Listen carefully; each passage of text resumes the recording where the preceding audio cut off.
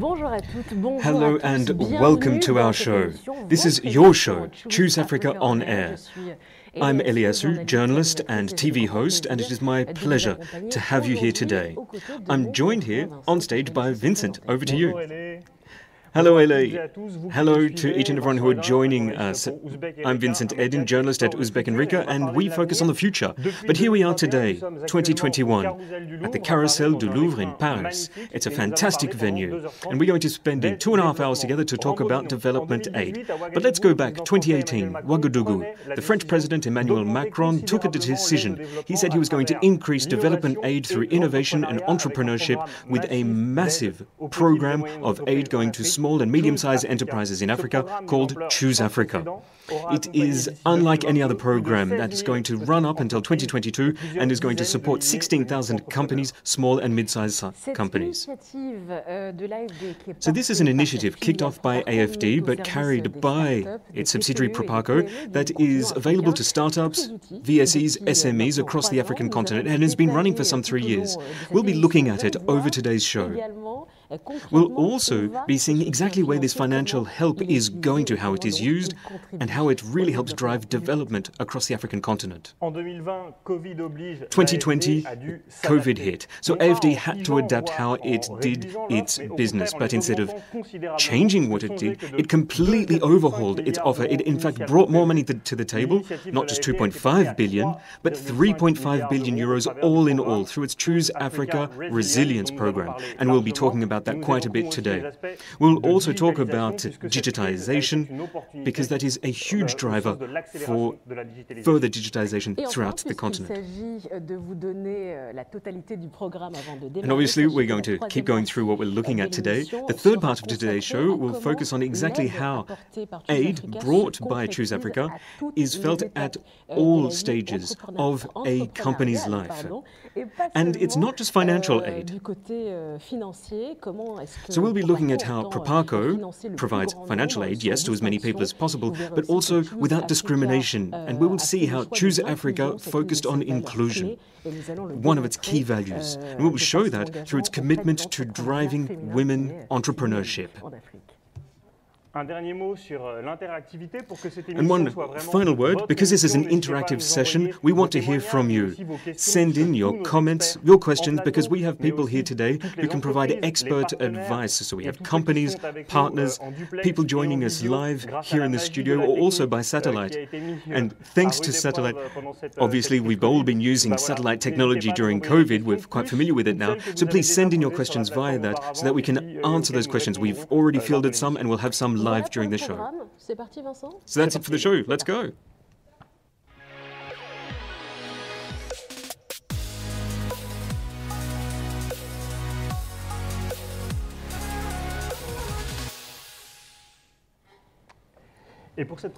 For this first part of the show, we have with us Gregory Clément. Hello. Hello, Vincent and Ele. Gregory, thank you for joining us. Before we sit down and chat with you, we have just a few videos that we'd like to look at, because who better than business owners themselves, those people who have been supported by Choose Africa, to speak about the program. Let's hear what they have to say.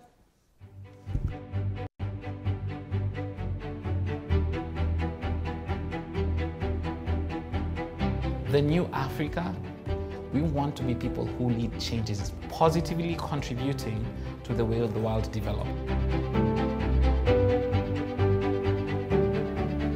And it's an incredible validation for us of what we're doing to have an investment from Proparco and, frankly, a great vote of confidence. C'est dans ce contexte-là, effectivement, que l'arrivée de Proparco et de l'AFD est salutaire pour nous, puisque ça va nous permettre finalement d'avoir de la liquidité qu'on va réinjecter au sein des PME dans un contexte effectivement où c'était de plus en plus difficile pour eux d'accéder au crédit. I see myself opening one of the biggest construction companies in Zambia, maybe in Africa. And Proparco, thankfully, has been one of our supporters right from the beginning. Donc on peut dire que nous avons un impact sur le développement de la région. I know I'm going to do better, which is going to help the economy. La microfinance ou le microcrédit redonne le pouvoir aux femmes. On serre la ceinture ensemble quand ça va mal et quand ça va bien, on est ensemble. We realized how much Proparco has adopted the French government's policy of Choose Africa, which it is really promoting.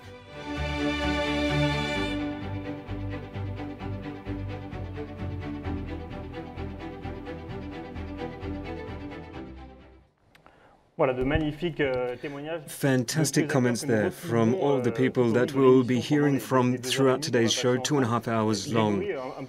Gregory, just to start off, we've seen these first comments about Choose Africa, and it's very tangible. It really is tangible, and we can see it through all of the comments we just heard. Because this is the tangible form of initiative that was kicked off by the French President, Emmanuel Macron, back in 2019 to give 2.5 billion euros to VSEs and SMEs throughout Africa between 2019 and 2022. So it's a strong commitment that we see there.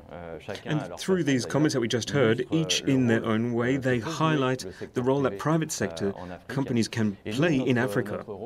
And our role as a financial institution, a development institution, we are there to provide assistance to these people, these project runners, to businesses, by giving them what they need to be able to deal with the challenges that face the African continent.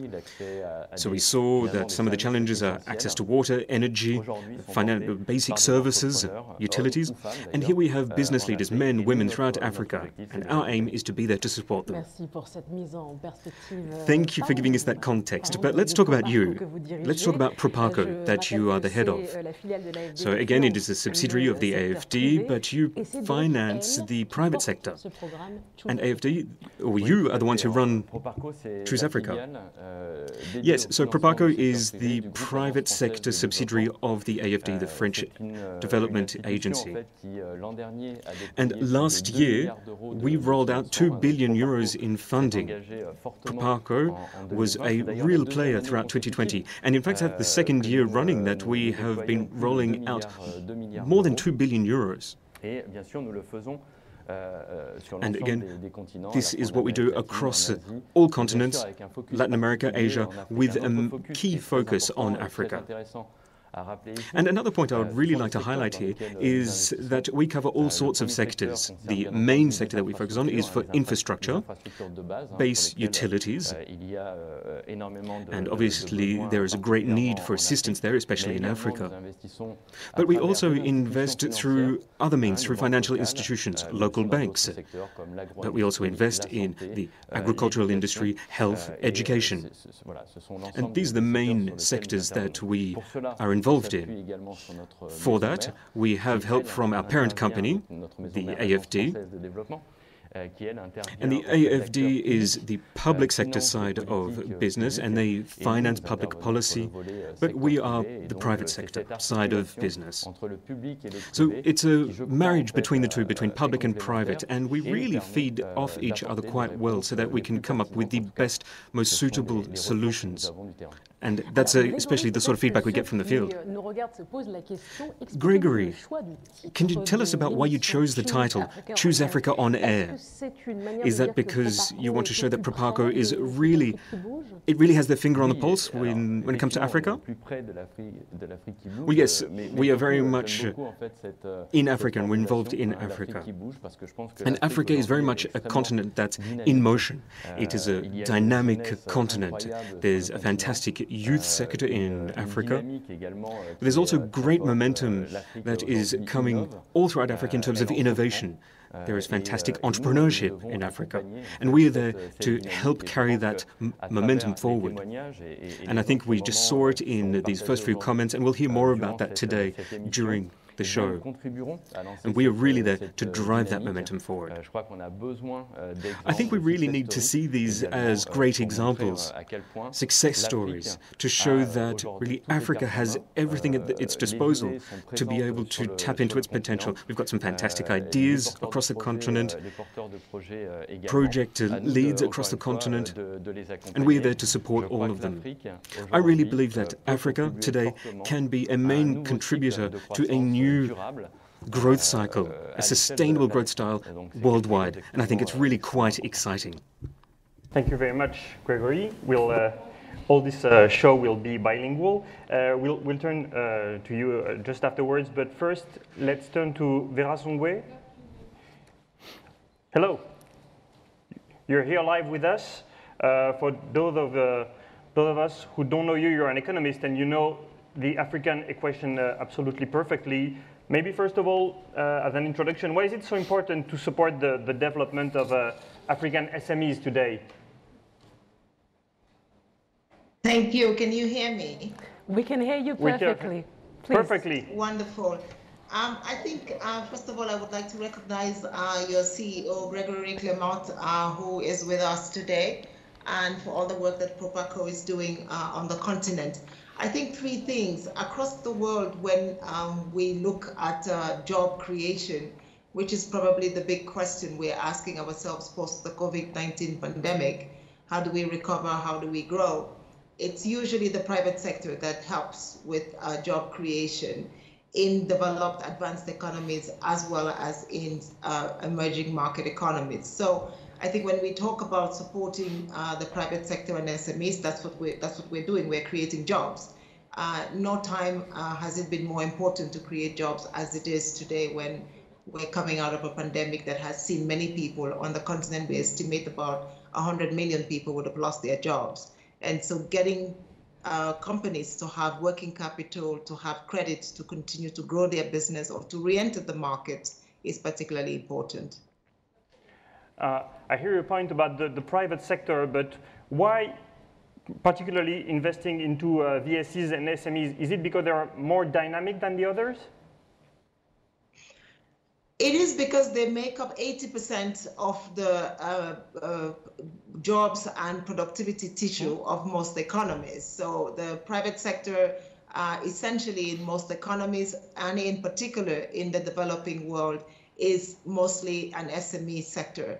They are more dynamic because they are more amenable to movement, but they are also, as a friend of mine would say, every small and medium enterprise is the next big business of tomorrow. So you start with an incubation of a small business, a small idea, and then it grows. And so supporting private sectors is particularly important. It is also where you find a better gender balance. There's more women who own small and medium enterprise businesses. It's where you find the youth who are just coming out of school and are beginning to get into the private sector. So yes, there is a dynamism in the sector.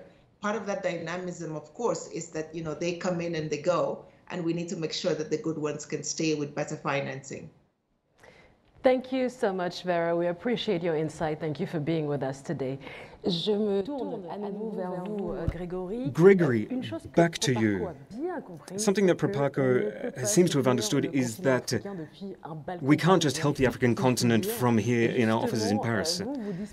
So for that, you have 6 regional offices, 13 more specific local bureaus. So tell us a bit how it works. So yes, you're exactly right. We are very present locally, and we also are very closer to the continent. And over the few years, we've been growing and driving that, and we are still building up our presence in the field.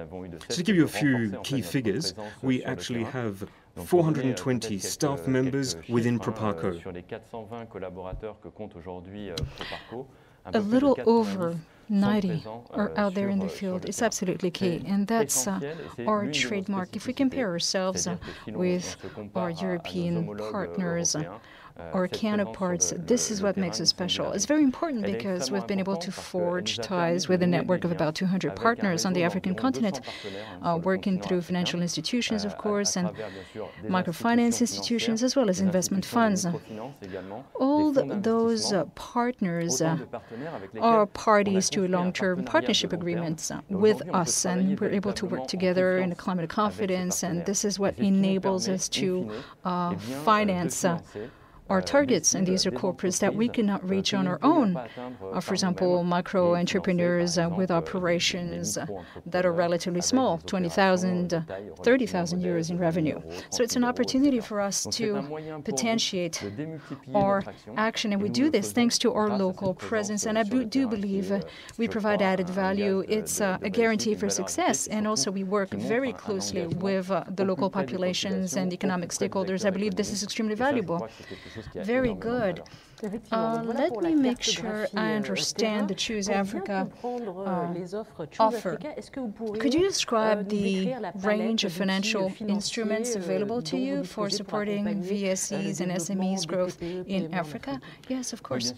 In fact, the philosophy of Choose Africa is to support companies at every step throughout their development process, and to that end, we will use every financial tool available to us within the Proparco Group. We start by supporting startups, very small companies, through so-called equity investments or venture capital. So that's the first stage of development. We are there to support the company as it takes its first steps. We then support it directly or indirectly through our partners using more traditional financing, whether short, medium, or long term. And these are instruments that work really well and are very much in line with Proparco's DNA.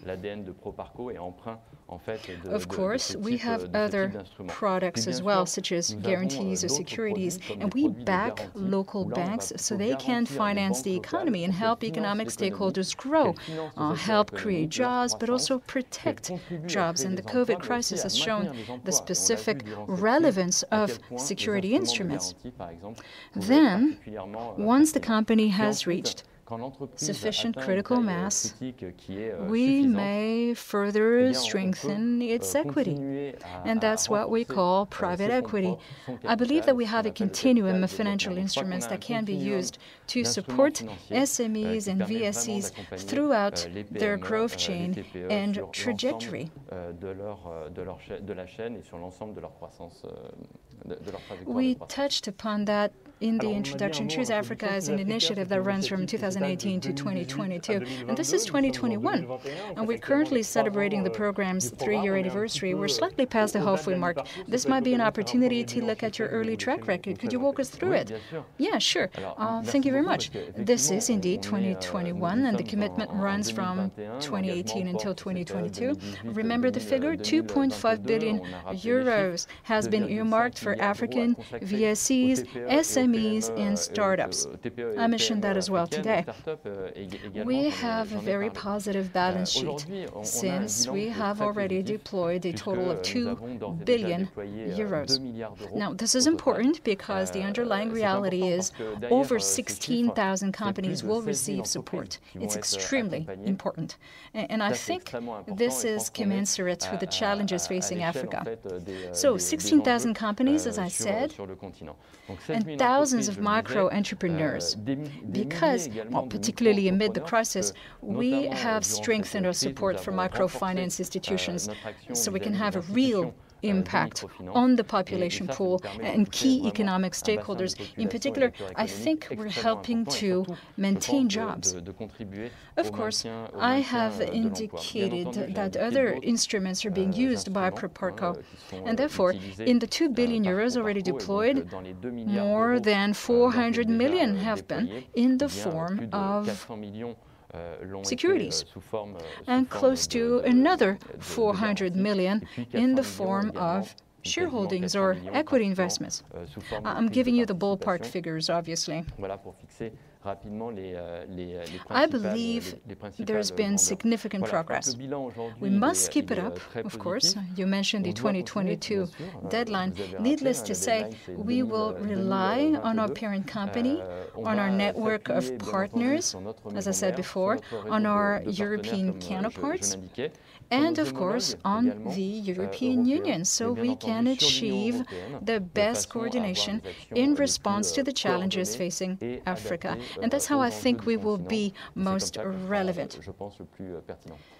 It's hard today not to mention the COVID-19 pandemic. Let's discuss solutions. Let's talk about the solution that Proparco provides to entrepreneurs. You have initiated a program called Resilience. Could you walk us through it?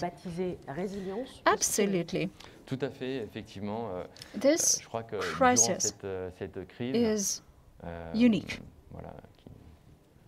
And at some point, we realized that a number of sectors were bearing the brunt of the crisis, such as tourism or transportation.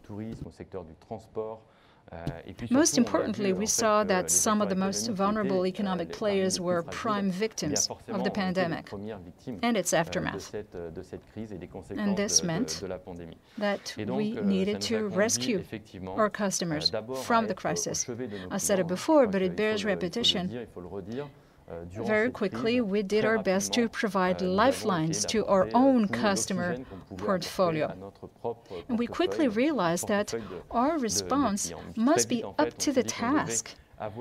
And this is why we forged a number of coalitions, working together with our peers and other financial institutions and development stakeholders. And as far as we are concerned, we have decided to devote more than 1 billion euros in additional funds, thereby increasing the Choose Africa initiative from 2.5 billion to 3.5 billion euros. It's quite a feat. And this was possible thanks to support from the French government. Last summer, we were entrusted with a 160 million euro envelope, mainly in the form of securities. And thanks to a combination of leverage in our own initiatives, we'll be able to deploy an additional €1 billion. And that's nothing to sneeze at. Of course, we are going to devote this €1 billion to the players in sectors that have been hardest hit by the crisis, without forgetting the microfinance institutions, which work most closely with the most vulnerable players and also help to maintain jobs. The informal sector, for example, accounts for over 80% of jobs. Obviously, this depends on the country, but it is so important to be out there. And so we will also use part of these billions to support microfinance, which is a cornerstone of African economies. Well, thank you very much, Gregory, for reviewing so clearly and concisely the main thrusts of the Choose Africa program. If you'd like to know more about it, feel free to check out the website, which was set up at the very beginning of the project, chooseafrica.com. Since you mentioned your financial partners and said nothing could be done without them, I suggest talking to one of them right away. Can you hear the managing director of Equity Bank? Yeah. And could you basically introduce us to Equity Bank? Equity Bank is East and Central Africa's largest bank in terms of customer base, with 15 million customers, presence in 6 countries, and a rep office on Ethiopia. And it focuses principally on small and medium enterprises. 68% of the loan book is to micro and small enterprises. Hello, Dr. Mwangi. Thank you for being with us today. Perhaps we could dive a little bit into the details. Equity Bank is the second largest bank in Kenya. Please tell us, maybe in a nutshell, what your strategy is towards SMEs. SMEs are really the face of entrepreneurship in Africa. They provide a market for local goods and services, providing employment to community. And employ maybe 70% or create 70% of our employment in the continent.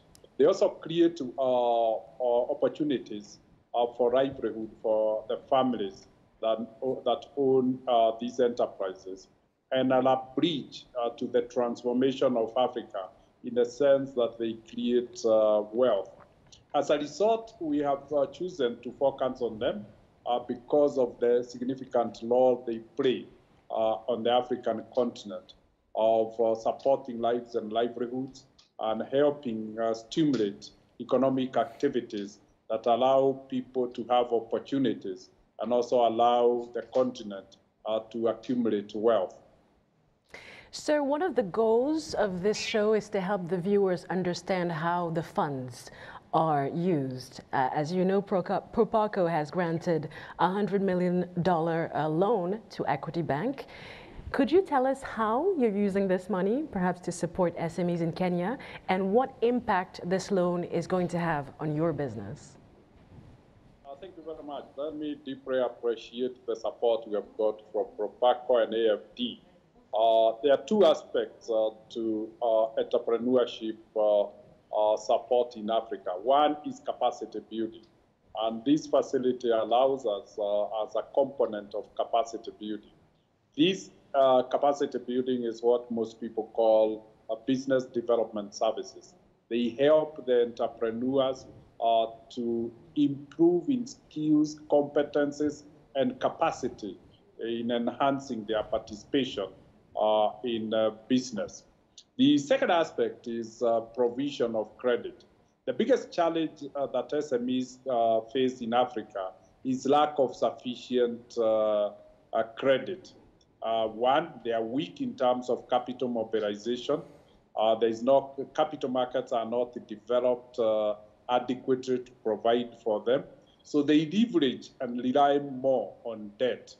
And equity, as we said, the 68% of our lending is to SMEs. But SMEs, unlike retail banking business, require medium and long-term loans for development, for expansion, for building up manufacturing plants. And these loans are required to be long-term. As a result, as a commercial bank, we don't have long-term loans. And Proparco's facility of 100 million have allowed us to lengthen the period to which we can give SMEs loans. That is the biggest contribution. The second contribution is Proparco gives us the facility in US dollars. So this loan then allows us to give SMEs that are doing cross-border trade and have their earnings or their revenues in dollars, long-term facilities, but also at lower rates because the inflation on dollarized loan factor is much lower than on local currency. So that makes the loans more affordable. It makes the SMEs to be more competitive as they do the cross-border trade and make the cost of their products much better. And lastly is the ability to strengthen the size of the balance sheet of Equity Bank in terms of our offering and strengthen the number of SMEs that we can support. One final question, Dr. Mwangwi, and if possible, a concise answer. I know that you've conceived a very comprehensive plan to help SMEs to recover and to thrive in this, we hope, soon post-COVID environment. Can you please tell us more? It is true that we have really analyzed the environment post-COVID, and we have realized COVID has had significant devastation beyond health. It has had a significant disruption of economic activities, resulting into humanitarian crisis, expressed mostly with unemployment. Most people have lost jobs, health issues, and lastly, the issue of poverty. And as a result, we have studied what globally governments have been able to do in their countries. But most of the governments in the region we operate in has no physical headroom to be able to do stimulus packages that can stimulate economic activities. And we realized as the leading bank, the largest bank in East and Central Africa, with a balance sheet of nearly $11 billion, we could be able to dedicate $4 billion to stimulate economic activities through the private sector. We are lucky that the region has signed up to the East African Community protocols that allows flow of goods and services within those countries. They have signed up to the African Continental Free Trade Area. And we thought we could be able to stimulate the recovery of this region by pushing the $4 billion to SMEs that particularly do cross-border trade, so that the market is much bigger and can support a large level of economic activities. So having deployed $4 billion, we felt we couldn't do it on our own. So we have approached the government to create an enabling policy environment, appropriate incentives where necessary. But the development banks come in as a big partner, and we are relying on Proparco, particularly for project financing.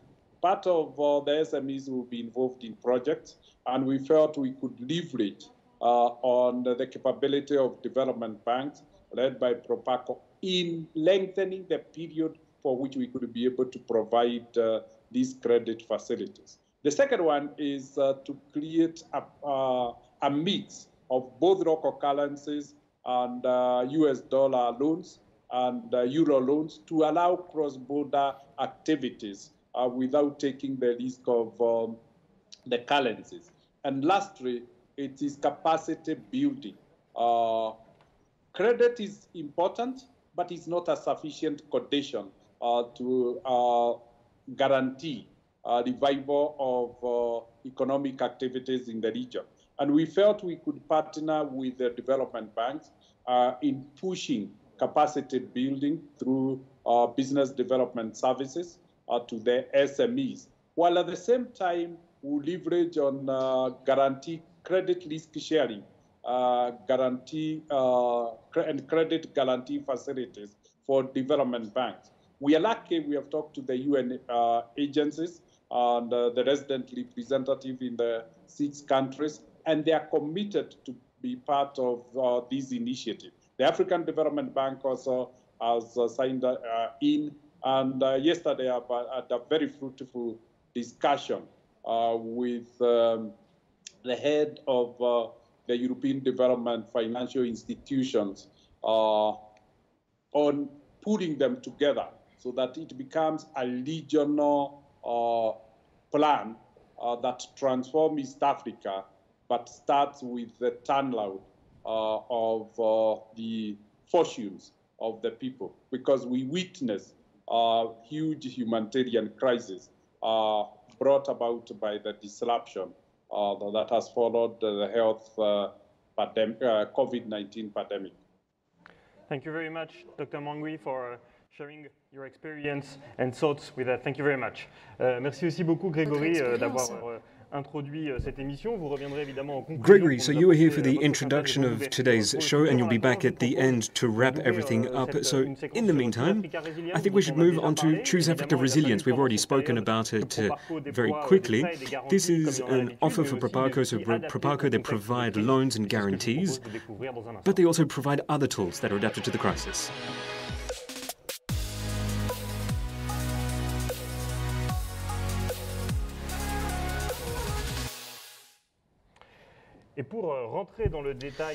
So to now really get into the heart of the matter, Choose Africa. We are here with Xavier Chasserio, you're a VP for Development Guarantees for Financial Institutions, and we also have Fatoumata Sissoko-Sy, who is Regional Director for West Africa, joining us from Abidjan.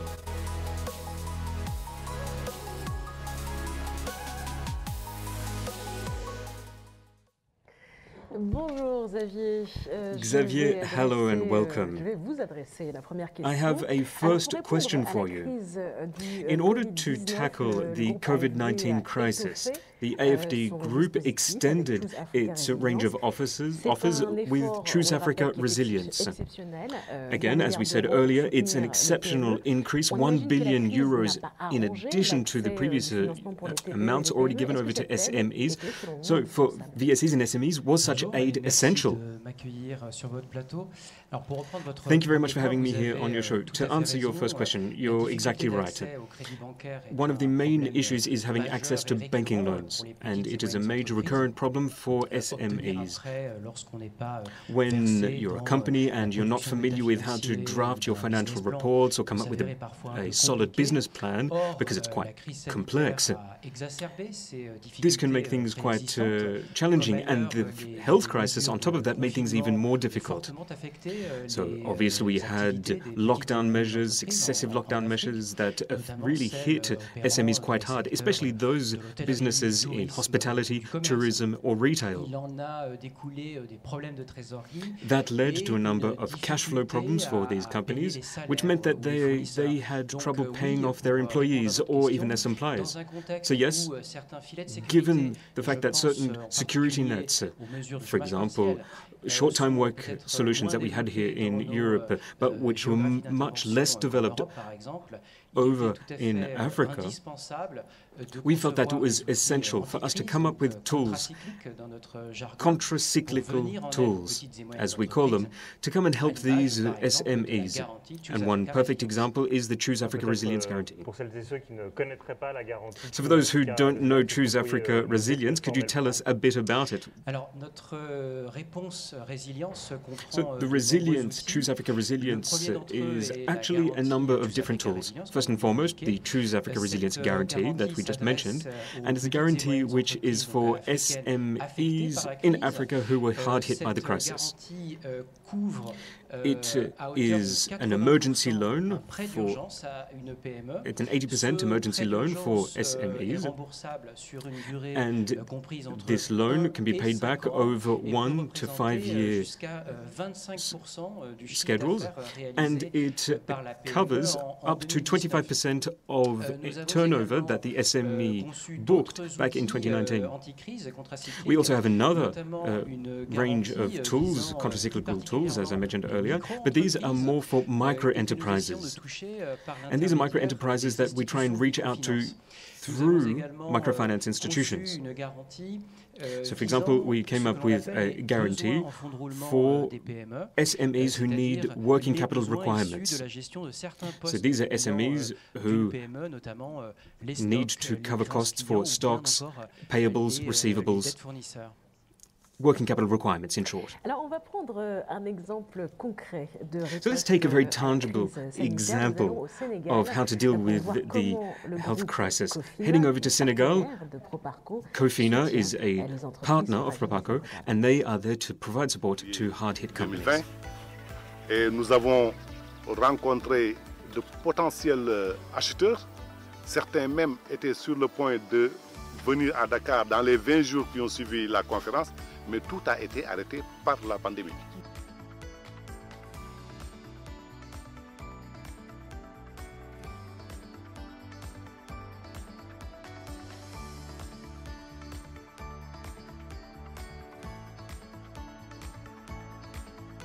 C'est ainsi que c'est dans ce contexte-là, effectivement, que l'arrivée de Proparco et de l'AFD est salutaire pour nous, puisque ça va nous permettre finalement d'avoir de la liquidité qu'on va réinjecter au sein des PME dans un contexte effectivement où c'était de plus en plus difficile pour eux d'accéder au crédit.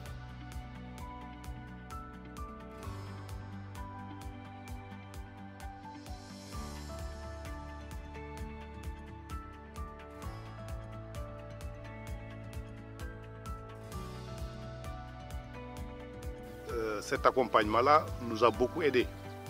Parce que, étant entendu que dès qu'il y a eu la pandémie, les fermetures de frontières, toutes les institutions financières ont quand même ralenti le pas.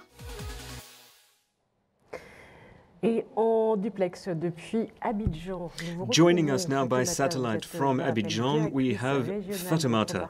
Again, just as a quick reminder, Regional Director for Proparco for the West Africa region. And as we just saw in that short video, pictures from Senegal, work with Cofina. But we have another example, Burkina Faso in Côte d'Ivoire. But what is most important in the field? Is it to be flexible? Yes, Ele, you are exactly right, and that short report was a perfect example.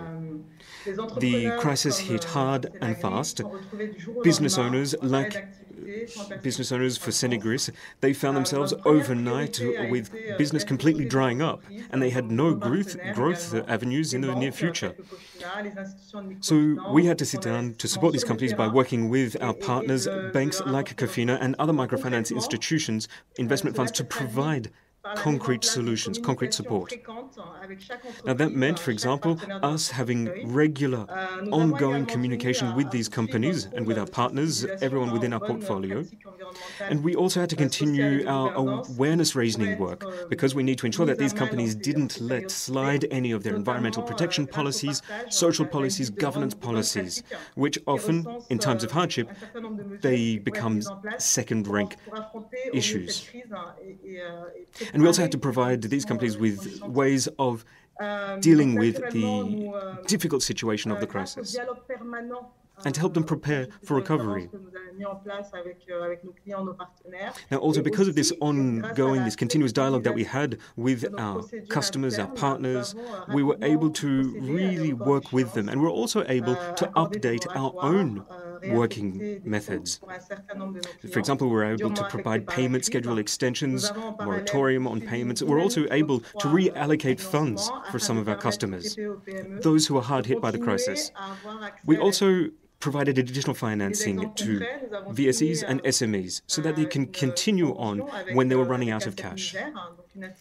In terms of other concrete examples, we signed an agreement with ASET Niger, another financial institution, and we signed that in April 2020, right in the heart of the crisis, so that we could help them help their customers, customers who were small business owners who work mostly in retail. Now, these are people who have a considerable impact on society, but they're also hard hit by the crisis and by lockdown measures. We also did some fantastic work with Cofina in Senegal, also in Côte d'Ivoire. And to give you more specific information, we really worked with SMEs who had limited access to classical financial institutions. And all of the instruments that we have, guarantees, loans, they meant that we could continue playing our role, an essential role as being supporters of business owners, those businesses who are hard hit by the crisis. And we could also drive financial inclusion. Thank you for that. Now, we'll hear from someone else now over in Burkina Faso, Robert Aimé Diallo, head of a business that was helped by Société Générale. Nous avons des process en fait allégés qui nous permettent d'accompagner les PME efficacement. Et surtout dans ce contexte de crise marqué par la pandémie Covid-19, où nous avons été présents pour nos PME parce que nous avons accordé des reports d'échéance et décalé en fait les délais de paiement. Et nous avons surtout été proches avec eux, proches d'eux, parce que la proximité nous permet de savoir ce que vivent nos clients. Et en banque, il faut travailler dans l'anticipation avec le client. Donc ça nous a permis d'anticiper plusieurs situations. So let's continue to hear more about the importance of agility during this health crisis. Fatoumata, can you tell us please about how things panned out in Côte d'Ivoire? Well, the local government acted very fast. They implemented a number of measures to able to contain and curb the spread of the health crisis. This was also done thanks to support from financial institutions like AFD with their initiative Santé en commun, so shared health. And this was a key solution amongst all of the other schemes that were put in place at the time. In terms of the economic impact, the government also implemented a guarantee fund, a securities fund, to help and try and support a number of companies. In terms of Proparco, we had Choose Africa Resilience, and that was there to help those companies that were hard hit by the pandemic. And the aim of Choose Africa Resilience was for us to help our partners, our banks, microfinance institutions with whom we work, to continue to support business in Côte d'Ivoire. For that, we signed off a number of agreements. First and foremost, an agreement with Société Générale in Côte d'Ivoire. We also signed off an agreement with NSCA Bank. And we want to continue along that avenue forward. We have a number of agreements that are still in the works. We're finalizing those agreements and are ready to be signed off soon. Again, our aim is to ramp up our activity, to try and reach more business owners and to try and support more business owners to pull through the crisis and recover after the crisis. Thank you, Fatoumata, for your insight. So we will stay now in Abidjan, where we're going to head over to Émeric Villebrun, who is with Société Générale and who was able to benefit from the Choose Africa Resilience Guarantee. Émeric, can you hear us? Yes, I can hear you. Émeric, what did the partnership with Proparco bring to you during the crisis when you were trying to help customers? Well, for us, the crisis was a multi-stage event. There was the first stage where we had to act urgently to provide urgent support to our customers, and then we had to build up resistance and resilience during the crisis. So we had to, for example, delay certain payment schedules for certain of our customers. And then we had to work on recovery. And we realized that acting alone, it was going to be hard for us to continue to support our customers through the recovery post-crisis. So for that, we turned towards our traditional partners like the government in Côte d'Ivoire, but also Proparco, who through Aries, Euris, Sunref products that we've used in the past, we've been able to support our SMEs. So Choose Africa Resilience that Proparco gave to us or offered to us is a fantastic way for us to pad out our full range of offers and help customers bounce back. Why is that? What did it really bring you? Well, we are a retail bank, and it's quite challenging when you have a customer who is facing difficulties to try and give them new money, as we call it. So the guarantee that we were able to sign off on with Proparco helped us share risk. And because we could share risk, we could take on more risk and reach out to those customers who were risky customers, people who really wouldn't normally have access to such guarantees, so that they could carry through the challenging stages of the crisis. And it meant that we could continue financing SMEs in Côte d'Ivoire. And here we're talking about 2 billion CFA francs. Émeric, thank you very much for that. Xavier comments about that. Crisis, an exceptional crisis, exceptional tools. So Proparco, are you going to be carrying this on in the future? Yes, okay, so we have a number of traditional banking customers, and we've been able to work with them, and we actually looked at the conditions of our guarantees and tried to change things up. So for example, we worked with SMEs to try and reschedule their payments, or we completely refinanced their loans. We also accepted the fact that we could reschedule some loans to some of our customers, especially when we talk about our financial institution clients. Thank you very much. We'll be heading back to Abidjan a little later. But here, Société Générale helped out Willy Raoul. Willy Raoul, can you hear us? Willy. Yes, I can hear you. Fantastic. Quick introduction. So you work in a business where you sell drinks and food to restaurants. Obviously, business was hard hit by the crisis, but you had support from Société Générale. They opened up the offer, Choose Africa Resilience. Tell us how it happened. Well, quite honestly, without that program, I would have had to shut up shop, like some of my friends who also work in this business. Last year, it was very challenging. 2020, well, we were down 61% in terms of turnover. But thanks to Choose Africa Resilience and the guarantee that we got from Société Générale, I was able to have a short-term loan.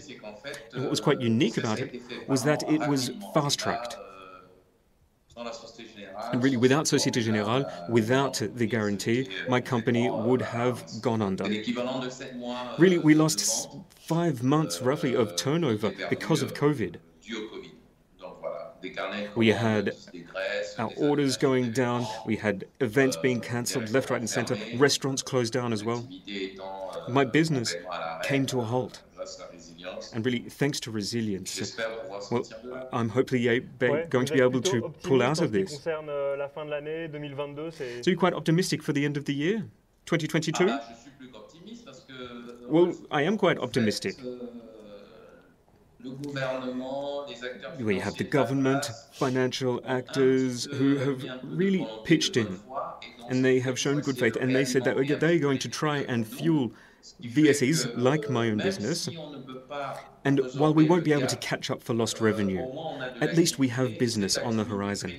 And this business is going to kick off momentum, and that momentum gives us hope that we will be able to at least alleviate some of the main brunt that we have been feeling from this pandemic. So I look at my order book for end of December, and I have good hopes for the future. And I'm really quite happy of the work that we have with our partner, Société Générale, who's been supporting me through this. Winnie Raoul, fantastic, thank you very much. Émeric, you can be proud of what has been done. Xavier, this is a tangible example, another example of a business that was saved. As Willie said, he would have gone under had it not been for your help. Now remember, ladies and gentlemen, this is a live show, so we have questions being sent in. Xavier, we have a man who runs a shop in Dakar, so how will they be able to bounce back and how will they get in touch with resilience?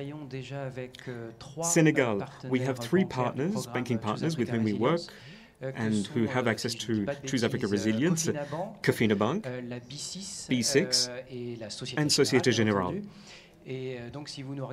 So if you're watching us right now, I really do recommend that you reach out to one of these 3 banks, knock on their door, and you will have access to the Choose Africa Resilience Guarantee. Xavier, thank you very much. Crystal clear, and thank you all to those who joined us by satellite. Well, I think we've all understood resilience is the key word here. And we can see that there are tangible results. Numerous companies have been able to access resilience.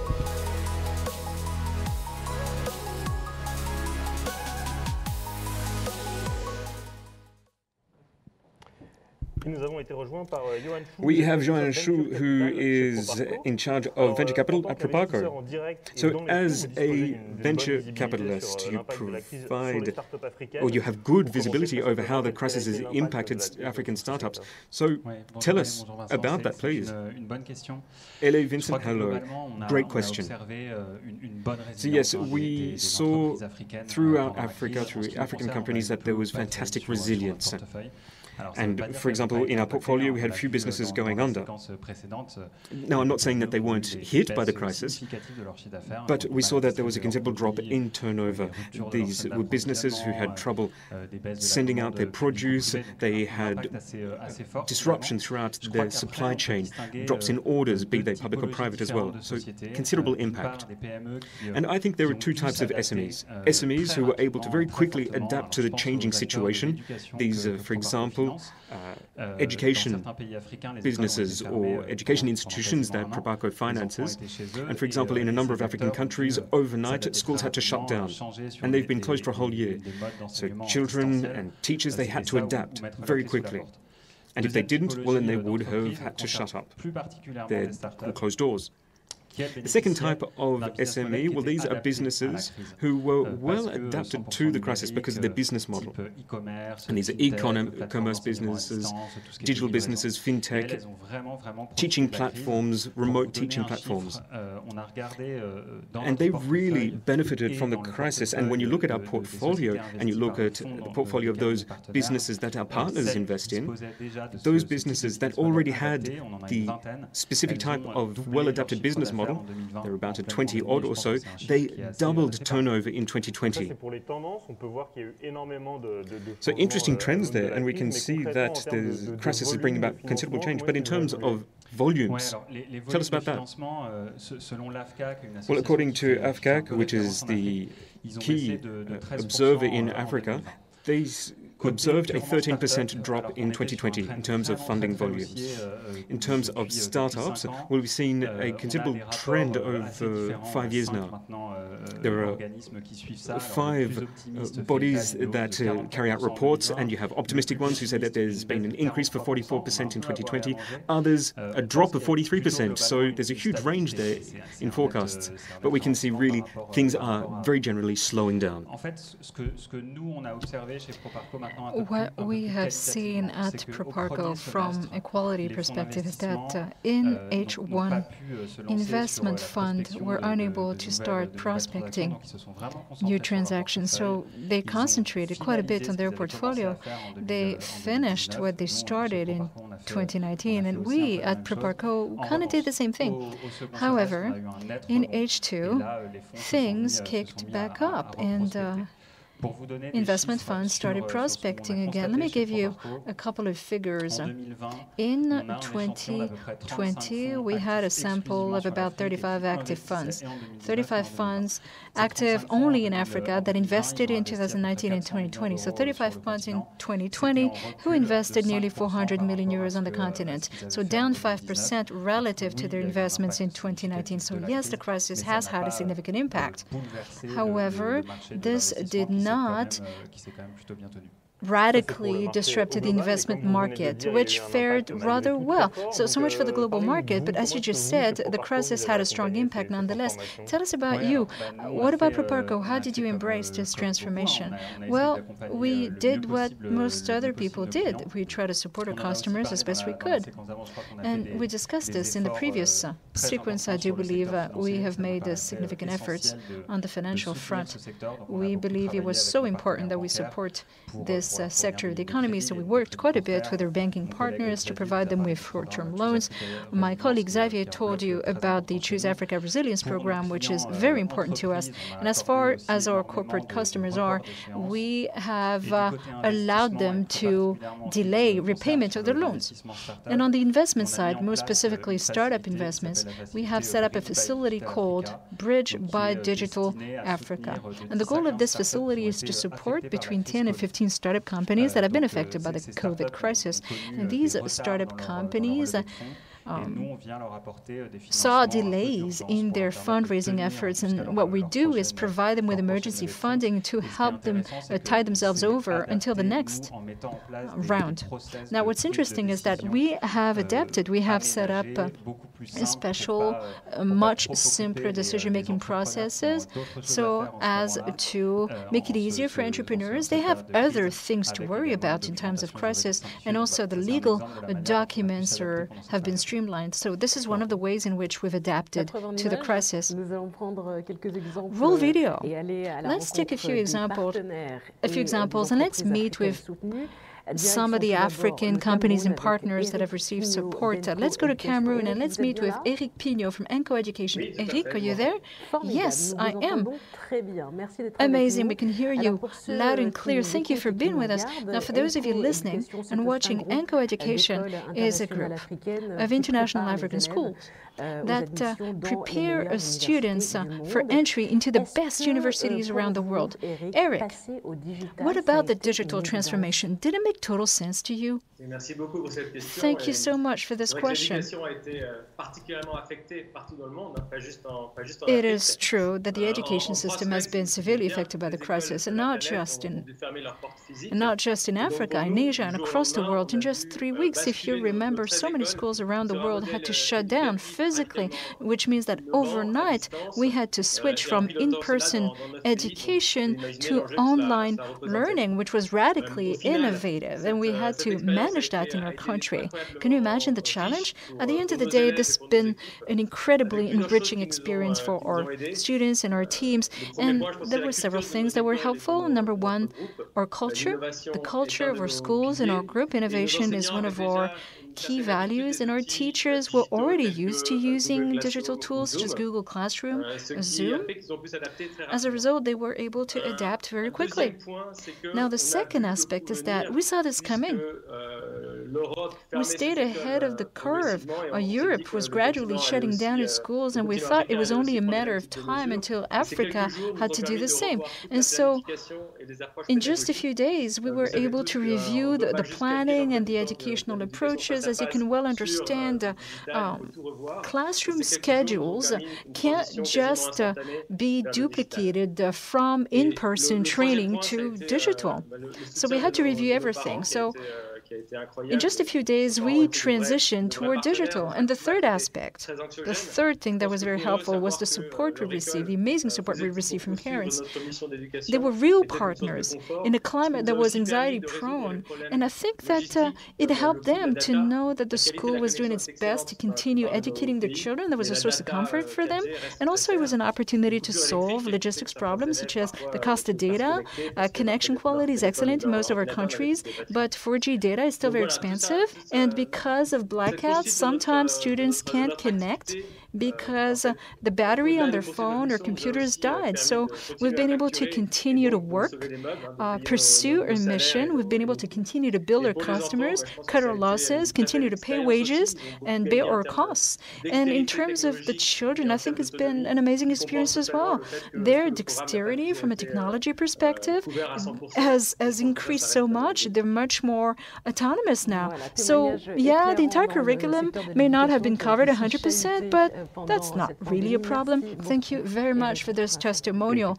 Yes, the education sector has suffered quite a bit from the pandemic. Yes, it's true. A world without schools, French parents can't really afford to complain, can they? Are here live with Gregory Roxon. You are the founder of mPharma, a startup that operates in the health sector, and that was supported by the fund Novastar 2, in which Proparco invested in 2019. Can you tell us, Gregory, how the crisis has been a big booster for your development? Yeah, thank you for having me. When the pandemic began, one of the biggest challenges that the continent faced and the countries that we operate in was on the issue of testing. Testing capacity in public laboratories was severely constrained, which meant that lab results were coming back in 2 weeks, which at that point in time was meaningless to address the pandemic. We quickly mobilized resources and began investing in our private hospital partners to help them repurpose their existing laboratories into molecular labs for COVID testing. And I'm proud to say that in 3 months after we started that effort, over 60% of all COVID testing that was being done in Ghana was going through the private sector. And during the second wave of the pandemic in Ghana, this infrastructure greatly helped save the country. We cut down testing results turnaround from 2 weeks to 48 hours or even less. And for me, that's an example of how the private sector stepped in to close a gap and what mPharma did in driving this revolution in testing. For us moving forward, what excites us is that this infrastructure that has been built to close the gap in molecular testing will survive COVID. And today, we are expanding molecular diagnostics by enabling the women that were no longer able to get HPV DNA tests done in Ghana unable to do it. The cost has come down from $80 to now $30 because of the infrastructure that we've built in the private sector. Well, thank you so much for this testimony, and you can be very proud indeed of contributing to saving lives. Thank you very much. And we are also happy, Vincent, to have Dr. Omobola Johnson join us live from Nigeria. Dr. Johnson, can you hear us? Yes, I can. Thank you so much for being here. For those of our viewers who might not know you, I would like to give them some information. You are the former Minister of Communications and Technologies in Nigeria. So you know well the subjects that we are broaching here today. Right now you work for Tide Telecom, who is a partner of Proparco. In your opinion, would you say that the companies that have had the best chances of rebounding in this current crisis are those that adapt the best to the new digital era? Absolutely, they are. I think what the pandemic has taught us is that digital is the way to go. And in truth, the African continent has been really going digital or mobile for many, many years now. About 60–70% of Africans have access to a mobile phone. About 30–40% of Africans have access to the internet. And so what we've been seeing over the last 5 years or so is a lot of innovation that is being done over mobile and over technology. And so the COVID pandemic really just accelerated our move to digital. It made the digital companies much more resilient than companies that were not digital. And it forced the companies that were not thinking about digital to really move into digital very quickly. So I would agree with that statement 100%. And I think really there's no going back. As we have embraced digital now, we have seen that it can be productive. We can be more resilient because we are, innovating over technologies that are not affected by pandemics, thankfully. And so I think there's no going back for Africa. We're going to see a lot more innovation and a lot more development on mobile, on technology. And that's really what we're basing our own thesis on, investing in companies that are using technology and using digital to really solve some of the major challenges of the African continent. You just spoke about investments. As we all know, money is the name of the game for most of these companies. How do you see the venture capital sector growing in Africa moving forward? It has been growing at a tremendous pace over the last 5 years. So when Proparco invested in our fund in about 2017 or so, in 2015, 2 years prior to that, there was about $200 million that was coming into venture capital to support these digital companies in Africa. Move forward to 2020, we're talking about $2 billion. That is a 10x increase in money that is coming to support these digital companies. In Q1 of 2021 alone, I understand that we have had $800 million come to support venture capital finance to support these kind of companies. So venture capital is really being a lot more accepted as a way to finance companies. There's more money coming from outside the continent and within the continent as well, of course. But I think it's accelerating very fast. And we're seeing companies that are really solving some really big challenges around payments, agriculture, education, almost any sector that you can think of, and they're being financed by venture capital providers. And this is really, I think for me, this is really the way to go, because we're getting this innovation, it's been financed, and we're seeing companies, African companies, really grow and scale and be very, very impactful at the same time. Thank you so much for your insight. Lovely having you with us, Dr. Johnson.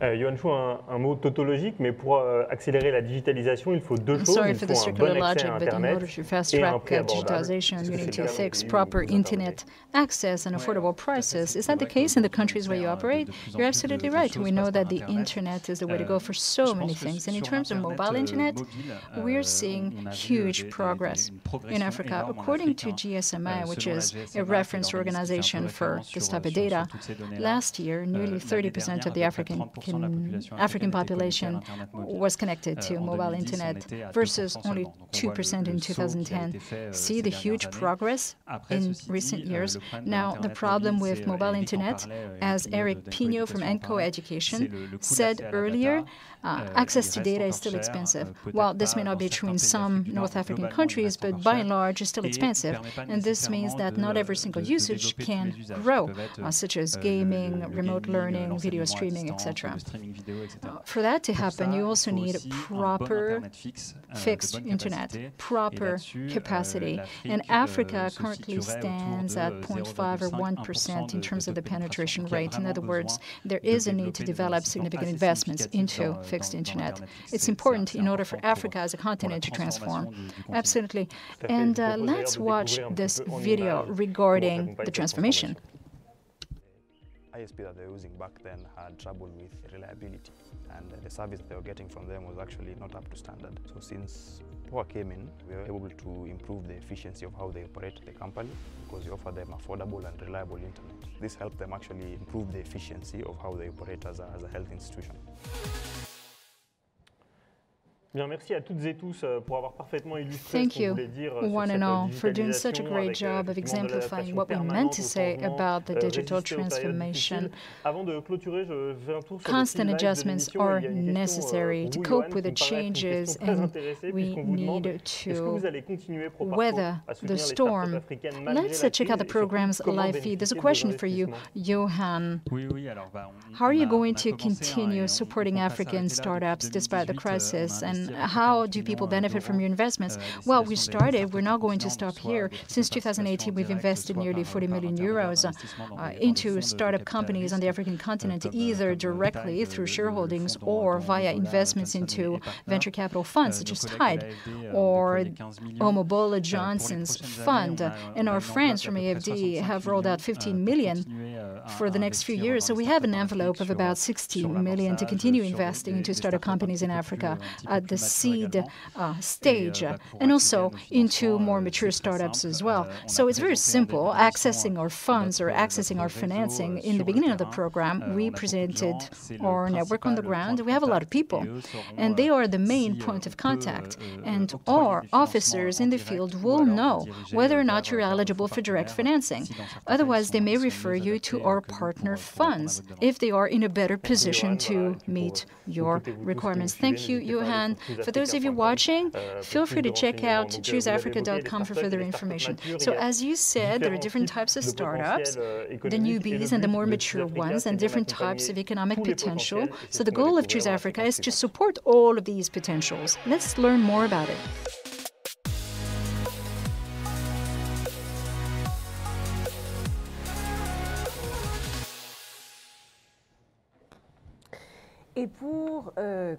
Let's get this sequence started, and let us welcome Damien Brault. He's the head of the Africa Investment Division of Proparco. Let's also welcome Sarma Agnes, who's in charge of the AFD campus, not forgetting Mohamed Al Manjeras, founder of ODM, all the way from Morocco.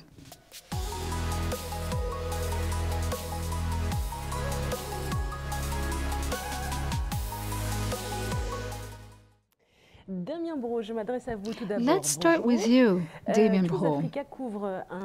Choose Africa is a far-reaching initiative, as we said in the beginning of the show. We talked about it with Gregory Clement. Proparco may provide investment solutions that are suitable for all types of stakeholders, including startup companies or major SMEs, irrespective of their area of business. Did I get that right? Hello, Ellen. Hello, Vincent. You're absolutely right. There are two rather simple principles when it comes to Choose Africa. Number one, via Choose Africa, we support all companies every step of the way in terms of their development process. SMEs, startup companies, well-established businesses.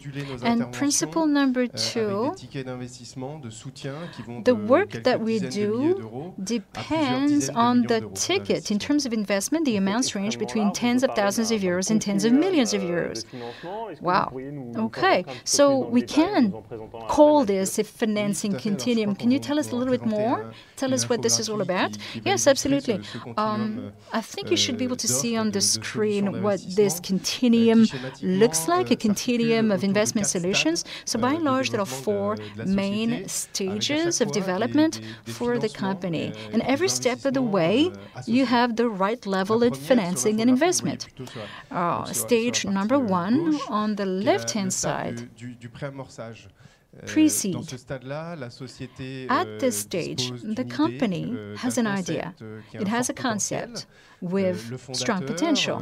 And the founder, or the founders, plural, have yet to incorporate the company. And they're going to bring in an incubator. And this incubator will make available to them an entire ecosystem that will enable this company to emerge. And against this backdrop, AFD, as Sarah will discuss later, has been financing a number of incubators in Africa. So phase number 2. The seed phase. Now, the company already has a product. It already has a service to sell. It already has the beginnings of a clientele.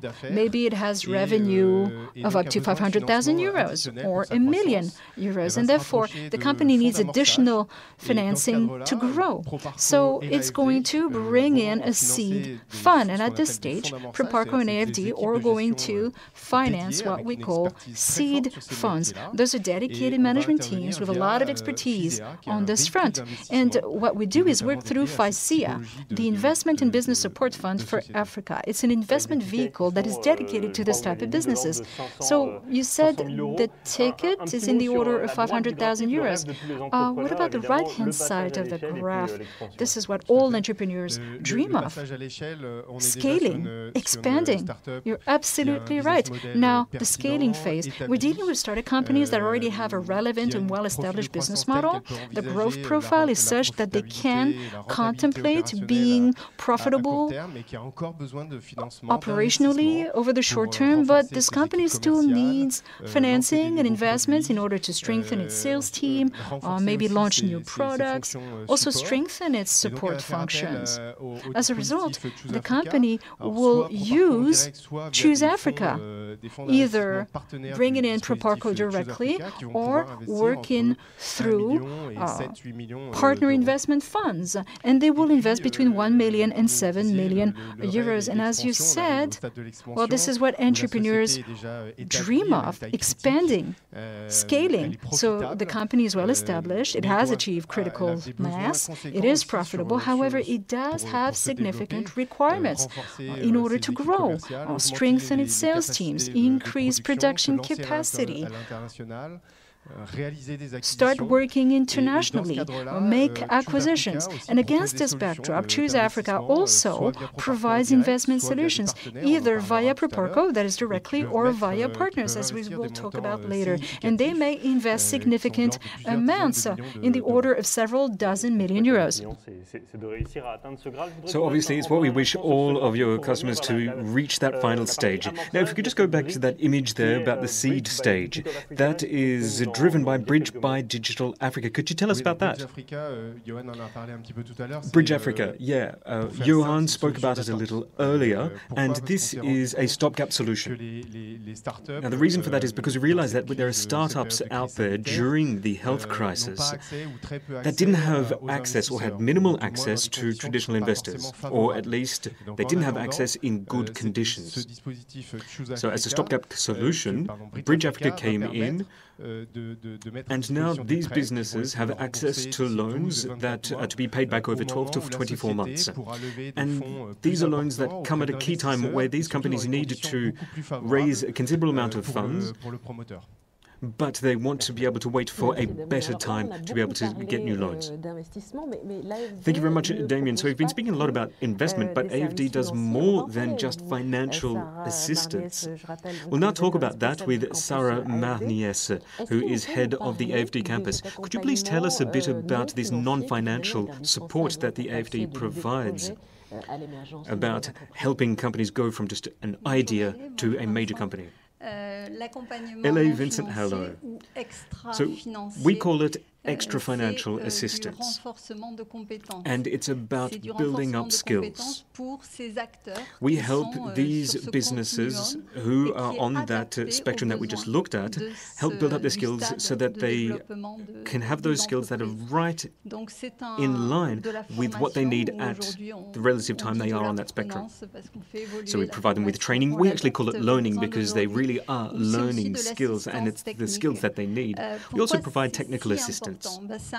Now, why is it so important? Well, it's because everyone needs this sort of assistance, and we have seen that there are systems that are lacking, training, education systems that are lacking. So we provide this additional training for them. And Africa is a very young continent with many young people. In fact, it is the youngest continent in the world, and they're going to be faced with a major challenge. They have to find room for some 450 million young people, and they have to find space for them on the job market by 2050.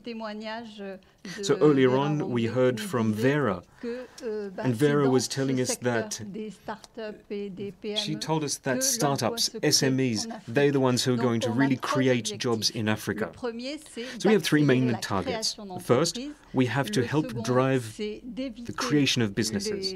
Second, we have to try and avoid failing systems, and we have to try and limit businesses from going under. Third, we have to help SMEs, the very small SMEs, to grow and employ. So, yes, investing is important, but support, extra financial support, is also essential. But what are they learning? What are the skills that they are building up? So obviously there are technical skills, because you need to know how to manage a business, you need to be able to carry out benchmarking, you need to manage staff. But also we are in a world that is changing, so you need to know how the world is changing, you need to know what is happening around the world, and we've seen this in the crisis, so that you can build up resilience. When you know the world you live in, you need knowledge to be able to deal with that. And that helps you build meaning. But on top of that, you need skills. And in the 21st century, we talk a lot about soft skills. These are essential skills because you have to work with other people as a team. You have to be able to arrive in new markets. And you have to be able to tell a story that has meaning for people. That requires creativity, collaborative efforts. These are all skills that you need to mix together, and we have in our curricula that we provide via our campus. Because we teach people content, but we also teach them how to learn. And that's so important because a lot of the people who come through our campus nowadays, they want to adapt to the changing way that we teach and learn, because that itself is also becoming very complex. So we do focus on digital solutions, yes, but it's not just that. Beyond digital classes, we also provide mentorships. Mentorships is so important. That feeds into our communities. We create networks. And when you thrive within a community, you can thrive as a business. And our people who've been through our networks, they go on to become mentors. And it is an ongoing dialogue within our communities that really helps drive these businesses. And that's why community is so important for us. So in short, you need skills that are adapted to the specific time in the life cycle of the business, and also you need learning methodologies that are adapted to the needs of these business owners. And that's what we try to do in terms of our extra financial support. Sarah, just do keep in mind that you need to keep the microphone nice and close, because we do want everyone to be able to hear everything that you have to say. It is so interesting. So we just heard from you that you were talking about the general framework, the philosophy behind the campus. But what curricula do you offer? Well, before I talk about the curricula, I would just like to make a quick reminder here. The AFD as a whole, we try to cover all the possible needs that companies may have, and these are companies along that continuum that we just saw a second ago. For example, we have Afrique Innove, and that comes into play right at the beginning on the left-hand side of that continuum. And it's a program that the AFD funds. Through Afrique Innove, we create a network and we provide support through the incubators. Incubators are so important when it comes to helping these very small businesses grow and develop. But to talk about our campus, we have the Social Inclusive Business Camp, SIBC, probably our most iconic project. And it's a program that we incubated and grew over 3 years. And the SIBC targets those businesses that are scaling, because we can help these SMEs grow and employ more people. This program nowadays has been handed over to a consortium that is governed by INP, Investor et Partenaires, which is one of our main partners in terms of business support for SMEs throughout Africa. It's a key offer that we have within our campus, and it brings together all of the knowledge and know-how that we were talking about a little earlier, so soft skills, understanding the modern world, technical hard skills, and also support. And all of that is provided through this program. There are four main parts to this program. The first part is on leadership, because you absolutely must know how to not just manage teams, but also be a role model, be a leader, someone who understands the world in which you live, someone who can tell a story. And that is so important to be able to win over investors. This is someone who is really targeting scaling, who is seeking to bring in new money. And then on top of that, we also want to measure impact, and that is also so important in being able to build a more sustainable world. So obviously, we rely heavily on digital programs. A 3-month digital program is there as part of that course. And we also create a network which is also fostered by a bootcamp which lasts 1 week, Emerging Valley, and that helps people get to meet each other, to create that sense of community and belonging, to really make it a long-lasting community. So again, this is a project which is such a key example of what we try and give these business owners who have such little time but have such great needs. They need a network, they need to be able to meet with others and learn from others. And actually, just this year, in fact, just on Friday, we kicked off the new edition for the SIBC 2021. So everyone, you have up until the 3rd of July to be able to send in your applications. Well, ladies and gentlemen, sign up. Sarah, thank you very much. Thank you very much, and there's going to be a new cohort coming in who will be able to meet in person.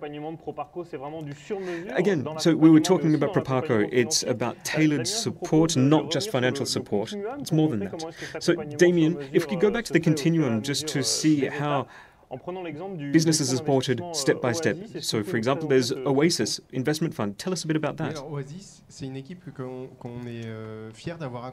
Oasis, this is a group that we really were quite happy to have supported via Fizea. It was actually a team brought together by Matthew and Joseph, based in Ghana and Côte d'Ivoire. It's very much a team that is close to people in the field, close to businesses and what they need, and they provide financial support in terms of equity investments up to 1 to 5 million euros, which is helping those businesses with scaling. But we also provide through this business developer support, helping them think about their overall business strategy, build up their company, and then obviously financial support that we have really been quite proud of in education, health and agriculture. Très bien. C'est à moi, c'est ça? Fantastic. Is it my turn? Yeah, I thought it was my turn. Je vous propose de découvrir un exemple concret de ce dont nous Let us now see a very tangible example of what we've just been talking about. In Ghana, Oasis has been providing financial support to Legacy Girls. It's a junior high school that has been open since 2015, educating young female students at minimal cost. A crop of women who are hungry for leadership roles. A crop of women who do not apologize for being women, but understand that we have a role to play in society.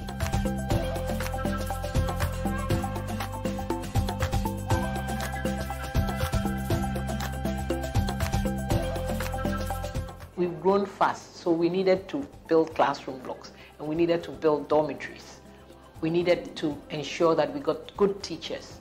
So it is very clear that without Oasis coming on board, we wouldn't have been anywhere near where we are now.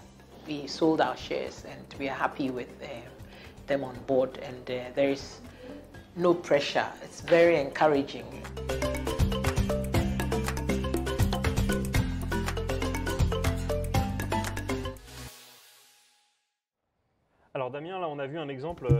So Damien, that was an example of a few million euros in investment, but obviously investments go even above and beyond that.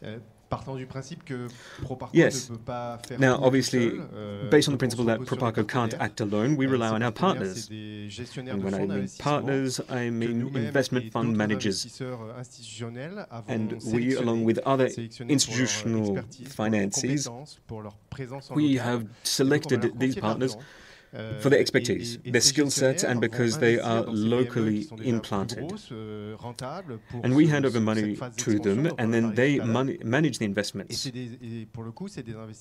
So they invest in SMEs that are profitable, that are expanding. And again, here we're talking about millions and millions of euros. Two main objectives: to be able to overall shore up the structure and governance of these companies and hopefully turn these businesses into a national champion, regional champion within Africa. And also, just as a quick reminder, there are also investments that Proparco carry out directly. Yes, okay, so we spoke just about our investment fund managers who are such important partners from our partner base, but also we invest directly. Again, when we go back to that continuum that we saw a little earlier, we invest either in startups who require working capital assistance, 2 to 3 million euros, or SMEs who are well established and they need 10, 20, 30 million euros. And then on top of the money that we can provide in terms of working capital, Proparco also tries to provide other support. And that's what we spoke about a second ago, extra financial support. So we have a wide, sweeping network that has been slowly built over the past 40 years. And through that network, we can help put people in touch with each other and create contacts. And through that, we also can strengthen good governance, institutional support, and also we can help them develop their CSR policies. And that's such an important phase as these companies expand. Above all, what we really try and promote is the fact that we have time, because these people, they need time, and Proparco, we are a very patient investment company. We know investment cycles in Africa, and we're there to support these people in the long term. Again, as another key example, let's now reach out to Mohamed El Mandra. He's joining us from Morocco. There you are, you can see you on screen. So you're founder of ODM. ODM is a health platform that provides oncology and diagnostics support. It's accessible across the Moroccan territory. Tell us a bit about where you started and how you provide support, or how you were supported by Choose Africa. Thank you. So obviously everything started from a very personal experience. I had to support my mother through her illness. At the time, I noticed that there was a severe lacking in Morocco when it came to structured medical support. So there were medical services out there, but they were very much focused on parts that weren't important, and they weren't focused enough on the patient. So I came up with an idea. I wanted to come up with a medical network within Morocco that would focus on top quality healthcare, but also on a smooth health care system for patients, and an accessible, both community-based and affordable healthcare for patients. So in Morocco, there are a lot of skilled people, but unfortunately all of these skills have been far too much focused on piecemeal projects, and they haven't been pulled together. In 2014, we raised funds, thanks to which we were able to set up and kick off our network, the ODM network. First acquisition was carried out end of 2014 in December. 2018, Proparco came to the table and joined us as a shareholder. As Damien said just a second ago, they have direct and indirect investment. So Proparco came in as a shareholder, and they provided financial support, as well as we have just heard, they provided extra financial support thanks to their network. And they provided us a lot of support, especially when it came to our CSR policy. So that was vital for us. So in 2014, that's when we started. At the time, we had 45 employees. We had roughly 12 doctors within the network. And now we have 12 officers, 500 healthcare professionals. We have more than 130 doctors throughout our network. And all of that with 60,000 patients, more than 60,000 patients who have been treated by our facilities. We're currently present in 6 regions throughout Morocco, and our ultimate ambition is to be everywhere throughout Morocco, in all 12 regions. Congratulations, I wish you all the best. Thank you, Mohamed. And I think that you here in the studio, you were quite attentive to the message there about meaning, because meaning is so important here. We have a question here. So this is a question from a business owner, startup owner in Brazzaville, and who sells locally produced vegetables. And he says, how can I be supported by Choose Africa to grow my business and find investors? Thank you very much for that question. So from what I gather, you are a prime target for SIBC support. I would definitely recommend that you head to the chooseafrica.com website or join the AFD social media presence, Proparco social media, and there you'll find information about the call for applications. Do keep your eye open and sign up. Thank you very much. Actually, we have another question here. This time it's for Damien. So this is a question from a business owner in Tunis. And he says, we often talk of investors who invest into a company's equity. But what about when they want to pull out? Thank you. That is an interesting question. Most of the time we talk about an investor entering the shareholding structure of a company, but at some point they have to exit as well so they can reinvest in other businesses, recycle that capital. So when you're dealing with such a trajectory, a growth, expansion, an investor exiting shouldn't be a problem. But then, of course, you need a discussion with the developer when you enter that structure and then throughout the investment cycle. And it's something you need to organize throughout the investment period. So how do you organize that exit? I would say that in Africa, there are 3 main ways of doing things.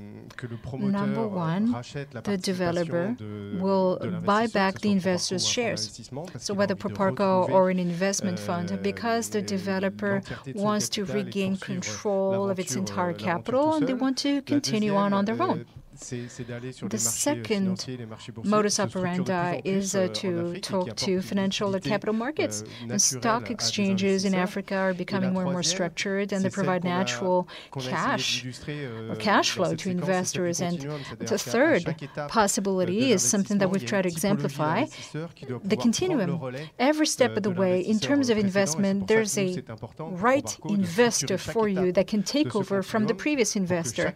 And it's important for Proparco to structure every single step in the continuum process so that each investor can find its own exit while helping developers continue on their adventure. Thank you very much to the 2 of you. Since the beginning of the show, we've talked about supporting SMEs, VSEs, and startup companies, but Choose Africa also specifically seeks to promote female entrepreneurship. Let's talk about that.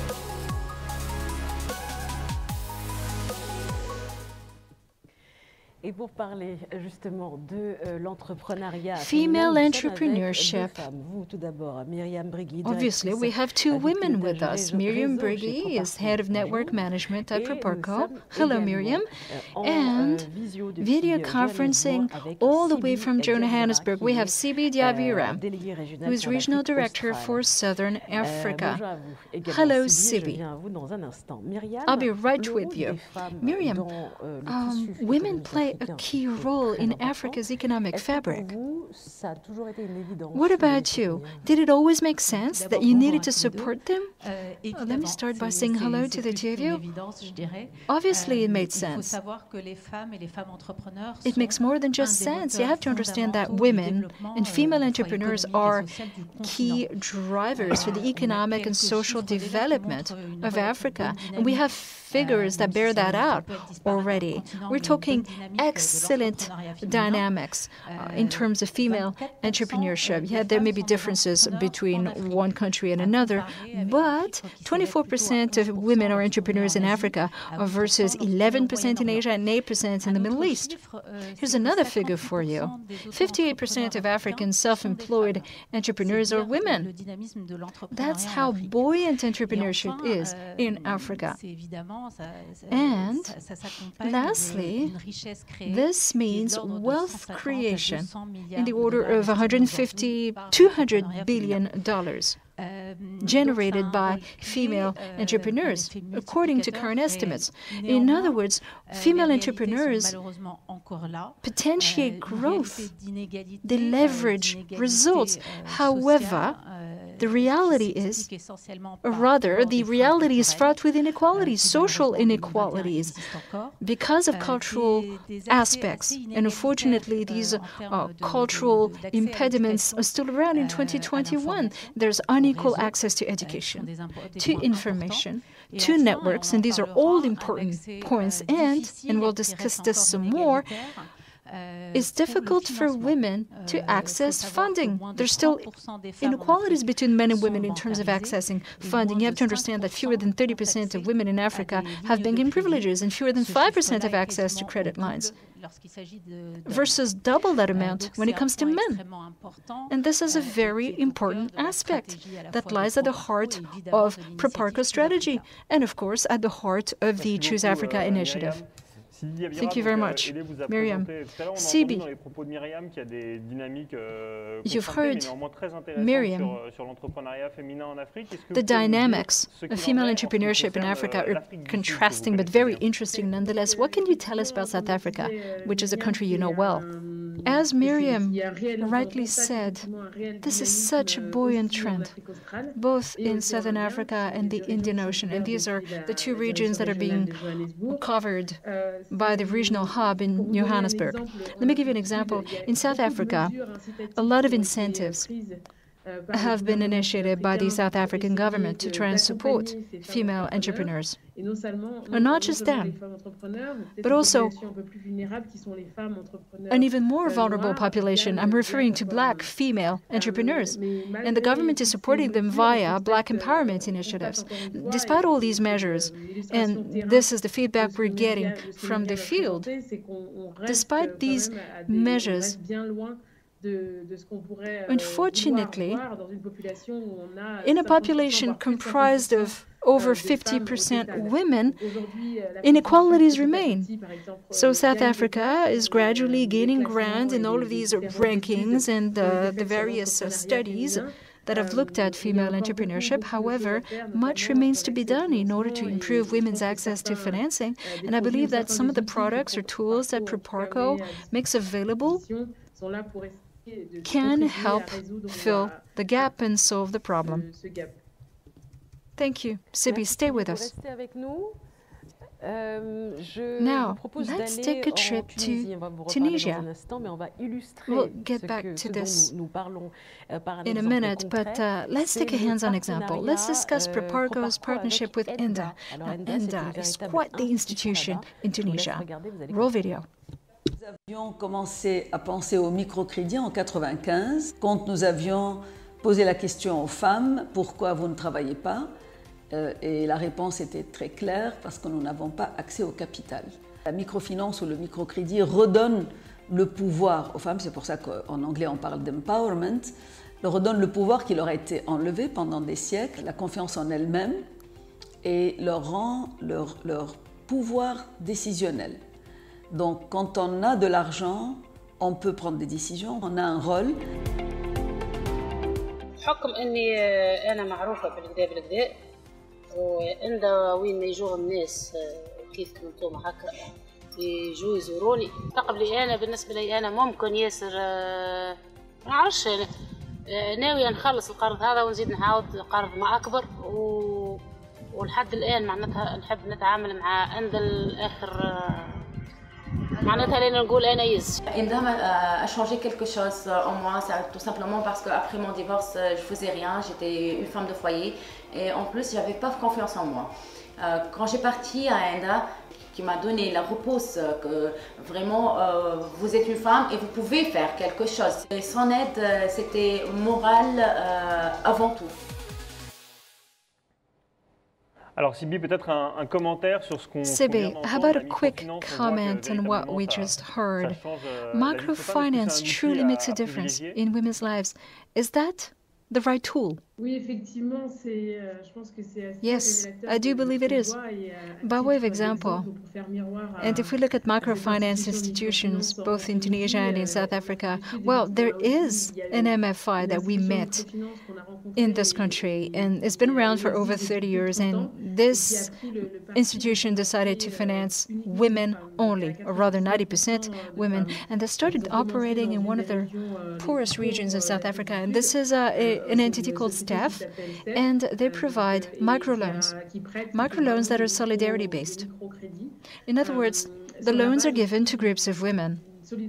And from a financial point of view, what we find is that the rate of default for these women, for these groups of women, are extremely low.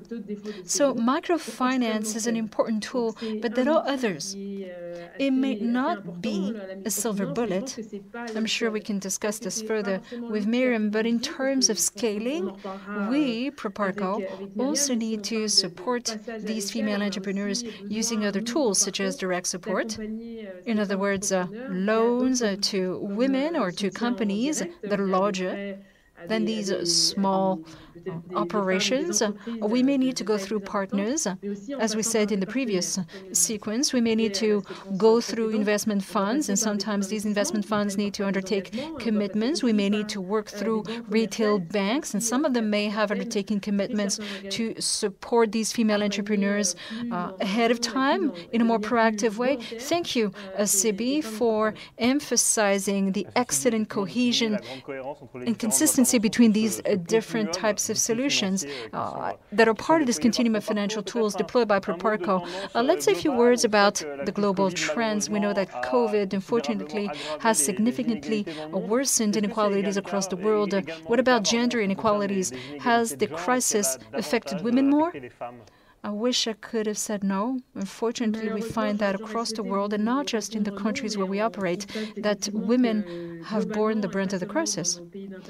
The main reason, or rather one of the main reasons, is that, as we all know, non-essential services and activities were shut down for months in most countries. In South Africa, was faced with such restrictions for nearly 8 months in 2020. And so women are often exposed.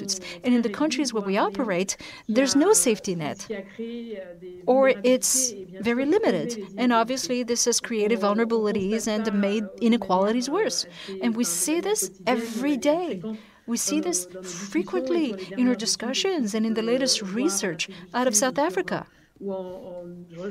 Just recently, I was reading a study in Botswana, and they explained that the number, or rather the rate of female entrepreneurs dropped by 8 to 10 points throughout the period. Unfortunately, this is the aftermath of COVID, and hopefully this trend will turn around very soon. Thank you, Sibi. And hopefully Proparco's ambition will play an important role in terms of achieving gender parity. By 2024, Proparco wants to focus 25% of its financing to female entrepreneurs via different initiatives. For example, the 2X Challenge.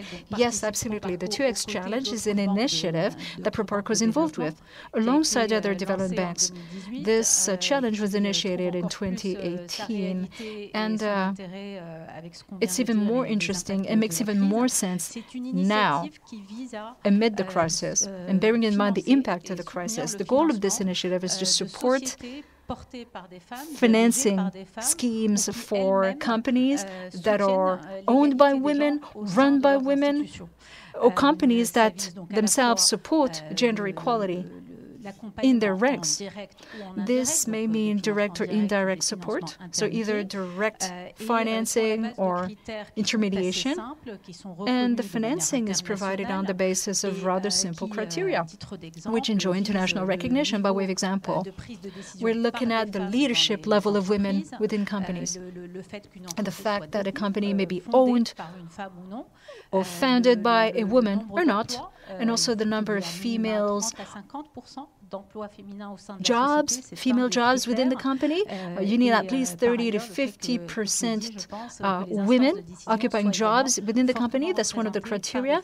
And also the leadership positions occupied by women. That's important as well. So that was a little bit of background information regarding the concept behind the 2X Challenge. Now, alongside other development banks, Proparco undertook to finance $3 billion over the 2018-2020 period. We have greatly exceeded this objective. We now stand at $4.5 billion at the end of 2020. Now, in terms of Proparco, if we drill down a little bit, we're delighted to have already supported 34 different projects which have received the 2X Challenge qualifications. We're talking almost $500 million that have been earmarked to develop gender-based projects. And we have undertaken to bring this target to 25% of our commitments and loans by 2024. That's extremely clear. The indicators are very clear. Let's take an example regarding this initiative. Proparco made an equity investment in the ADP3 investment fund. Can you tell us more about that? This is a beautiful project, an excellent equity investment in many different ways. This is a fund that supports the intervention and investment strategy designed to support VSEs and SMEs in Africa. This is a very buoyant trend and strong commitments to achieve gender parity. You have to know that the fund itself was founded and is being run by a woman. And this woman currently manages $1.7 billion via 3 different funds. And the third fund is called ADP3. And this fund has undertaken commitments with development banks, including Proparco. And these banks have invested into ADP3 to promote both gender equality within the managing company, and this company has achieved 2X Challenge qualification as well. This company itself has women in 30% of its governance position. And also, this is true for the companies in which the fund is investing. So it's undertaken a strong commitment to invest into companies that have a strong impact on gender equality. So it's a beautiful project. It is the first 2X Challenge flagship fund. And once again, this demonstrates that impact, investment, and profitability go hand in glove. Thank you. Now here's another example. Let's travel to Senegal. More specifically, Dakar. And let's learn more about this responsible company which is being run by a woman who employs just women, but who contributes to the local economic development. Yes, it is possible.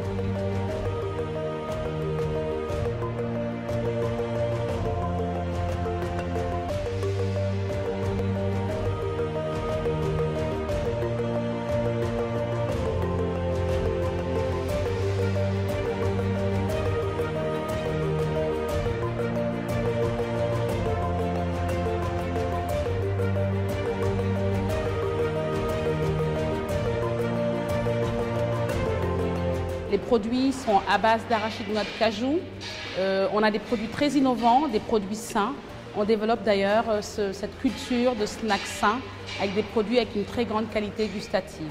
Nous avons à peu près 90% du staff qui vient de la région, donc qui viennent de Rufisque, de Kër-Ndiaye-Lo. Donc on peut dire que nous avons un impact dans le développement de la région.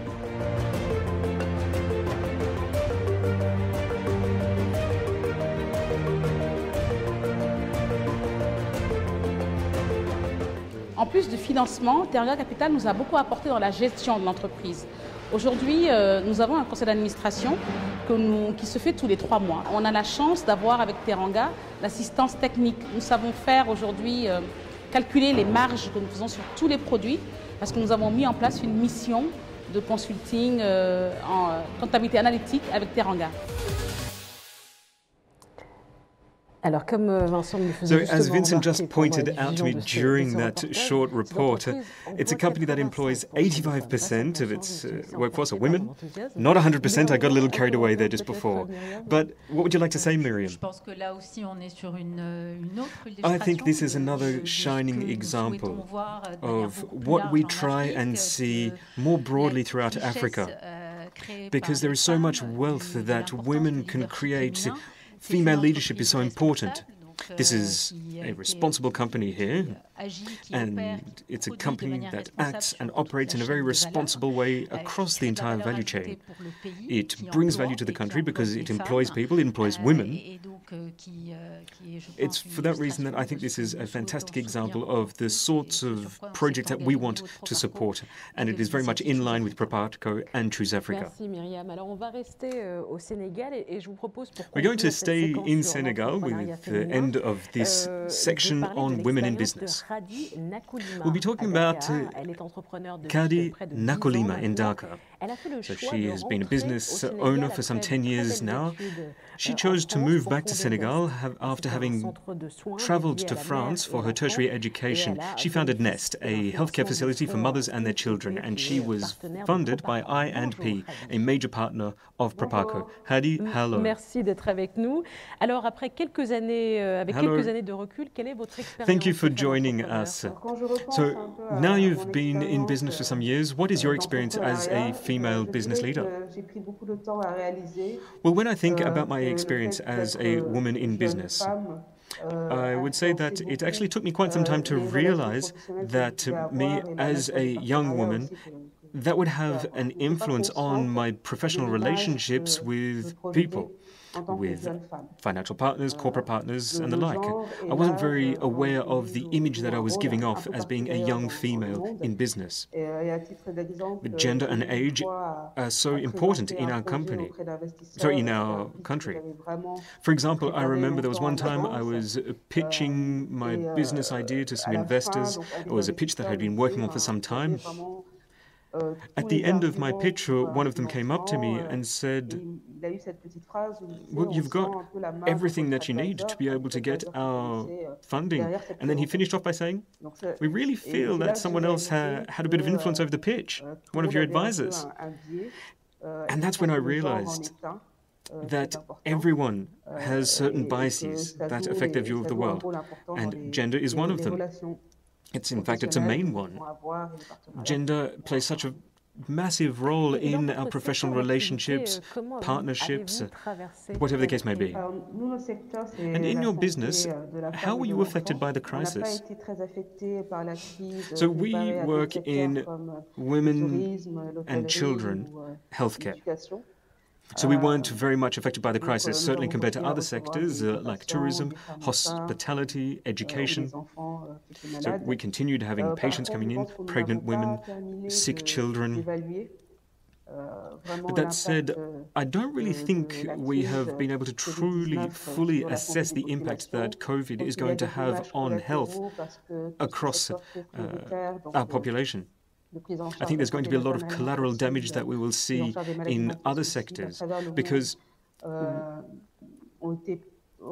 here there are going to be follow-on effects in maternal health care, children, when it comes to non-transmissible diseases. And we'll see this around the world because a lot of these illnesses, they were put on the back burner to give more impetus to care for the pandemic.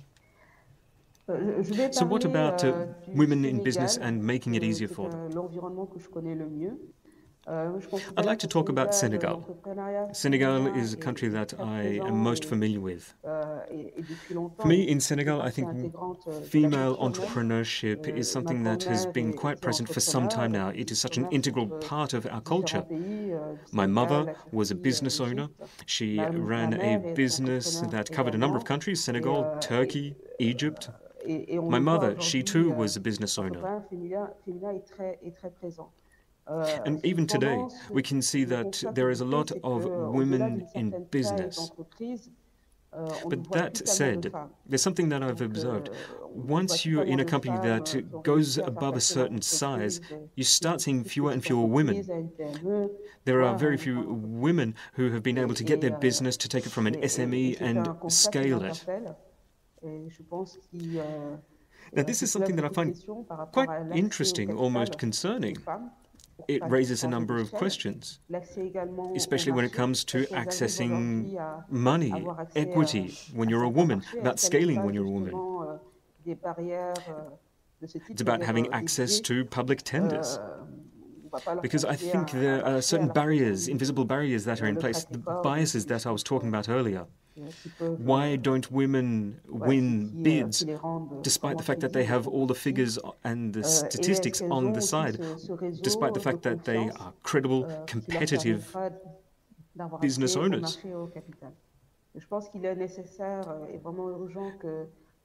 And do they have the same access to capital, to the markets?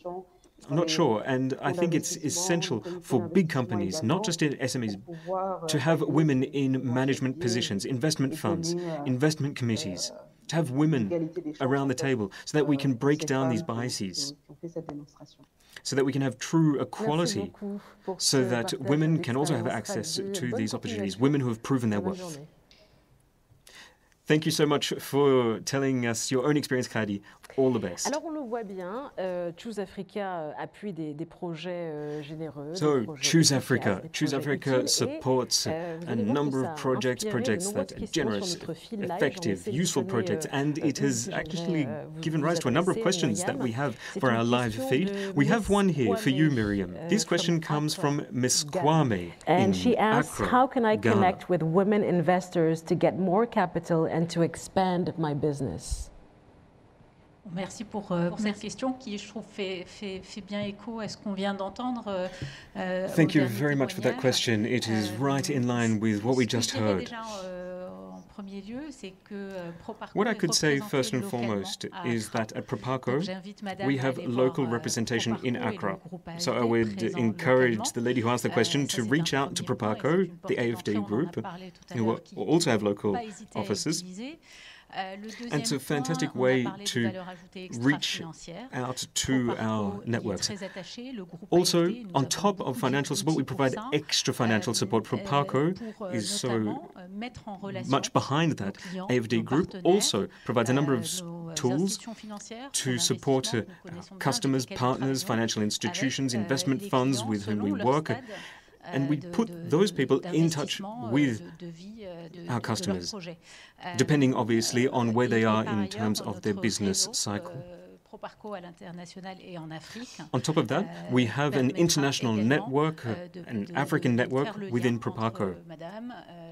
And through that network, we can create connections between the lady who asked the question and other investors, maybe female investors, so that all of our projects being carried forward by women can have access to this across the African continent. And just on that, one final point,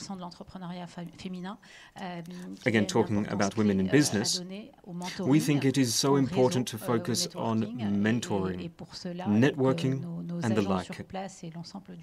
For that, we have staff in the field who are there to open up communication channels to really help these women. Thank you so much, and all the best to everyone we've heard from. Thank you, Miriam, as well. So we've just seen that Proparco and its partners provide support to VSEs, SMEs, startups. Inclusion is also a key value behind Choose Africa. So the Choose Africa initiative tries to reach out to as many people as possible, and we'll see more about that in the next session.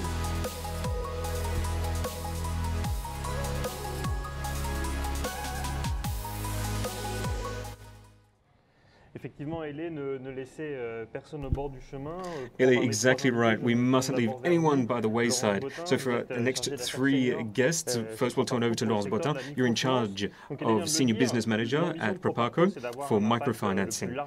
So tell us about Proparco. Proparco wants to have the broadest impact as possible. And you work with everyone, financiers, informal sector. So tell us a bit more about microfinance. Yes, so we must bear in mind that micro businesses and small businesses make up 70% of all businesses in Africa. So here we're talking about street vendors, taxi drivers, hair salons, farmers. These are companies that employ one or a few people, and they are often part of the informal economy. So the informal economy is very much part and parcel of African economies. It makes up 25 to 65% of GDP, depending on the country. Therefore, these business owners, micro business owners, need to have access to financial services, quality financial services that are adapted to their needs. So what is a financial service? Loans, for example, insurance and saving. Unfortunately, traditional banks, they either don't provide these services or they provide these services poorly when it comes to micro enterprises. So therefore, these people have had to come up with alternatives to find access to these sorts of services. In Africa, we often hear of tontine, and that's a best-case scenario. But there are often informal money lenders with very shady practices with aggressive interest rates. So in order to tackle that issue, to provide support to these business owners so that they can have quality financial services from the formal financial sector, microfinance has been a saving grace over these past few years. Laurence, thank you very much. We'll come back to you in a few seconds, but I would like to turn now to Rambert Nami, who is also here in our studio, executive at AB Bank in Zambia. Let's start by watching a short video that talks about AB Bank in Zambia.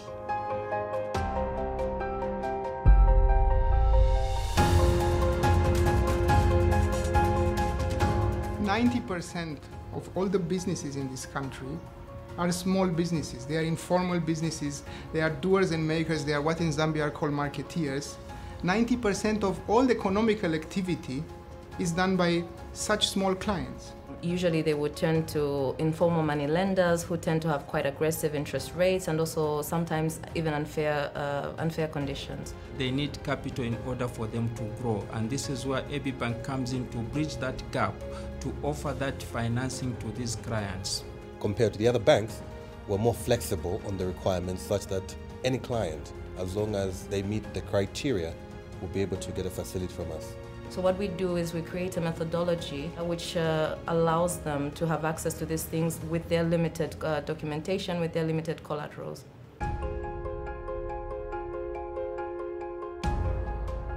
Every month we disburse 1,500 loans to the small entrepreneurs, small businesses, either new to AB Bank or existing customers. We currently have 14,000 MSMEs. They're from various sectors: agriculture, transportation, trade, real estate. The most common MSMEs are dealing in trade, which forms about 40% of our portfolio, and real estate, which forms about 20% of our portfolio. Alors, Rambert, ce qu'on perçoit très bien dans cet extrait, c'est que le Rambert, what we see in that short video is that microloans, it's also a responsibility. And it was actually quite surprising to hear that you were the only bank in Zambia to provide these sorts of loans to very small businesses. Well, yes, ABZ is quite a unique bank in Zambia because we're the only bank to really target micro enterprises. We don't fund any of the major projects like most of the other major banks in the country. What makes us unique is that we want to drive and create an impact. We want to have an impact on economic development, job creation, and we really want to improve living conditions. Generally speaking, throughout Zambia, it is still one of the poorest countries in Africa. So we reach out to micro enterprises, micro businesses who are often cut off from financial services and who don't have access to bank loans. So we've been speaking about microfinance, but ABZ is a bank. It's not a microfinance institute like it may appear. ABZ, compared to other MFIs, we provide medium-sized loans around $900 on average, whereas a microfinance institute would be more around $300. ABZ also, we provide considerable loans if needed to SMEs, $15,000 for more structured businesses, and we also provide a much larger range of services as a bank than IMFs. Sorry, MFIs. We provide payment services, savings, other forms of loans. And also we provide mobile banking services, but I'm sure we'll talk about that in a few moments. Well, now I know we say ABZ, so I'll try and use that terminology. Last 2019, Proparco took a stake in ABZ, 1.8 million euros. Can you tell us why that is? Yes, exactly right. In 2019, we became a shareholder by investing 1.8 million euros in the bank.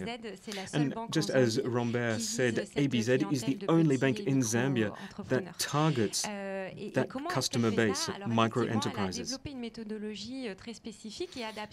the way it does that is through quite a unique methodology, which is very adapted to these types of people, because these could be considered as risky customers. So given that lending agencies, they don't have access to your usual financial reports, your P&L account. So what happens is we have staff who go out into the field, they look at the way the business operates, they get in touch with customers and suppliers, and they try and estimate how serious a business it is. And then they can use that to assess the size of the loan that is best adapted to the business. Now, it could be for the business to be able to buy farming equipment, or it could, if it's a office supplies shop, they may need to buy stock. As Rambert said, on average, the ABZ loan is around $900. So obviously, Proparco can't be directly involved with these small businesses, and that's why we do it indirectly. That's why we do it via people for whom it is their core business, and that's why we invested in ABZ in 2019. But on top of that, it's because we want to bring something more to the table, our extra financial support.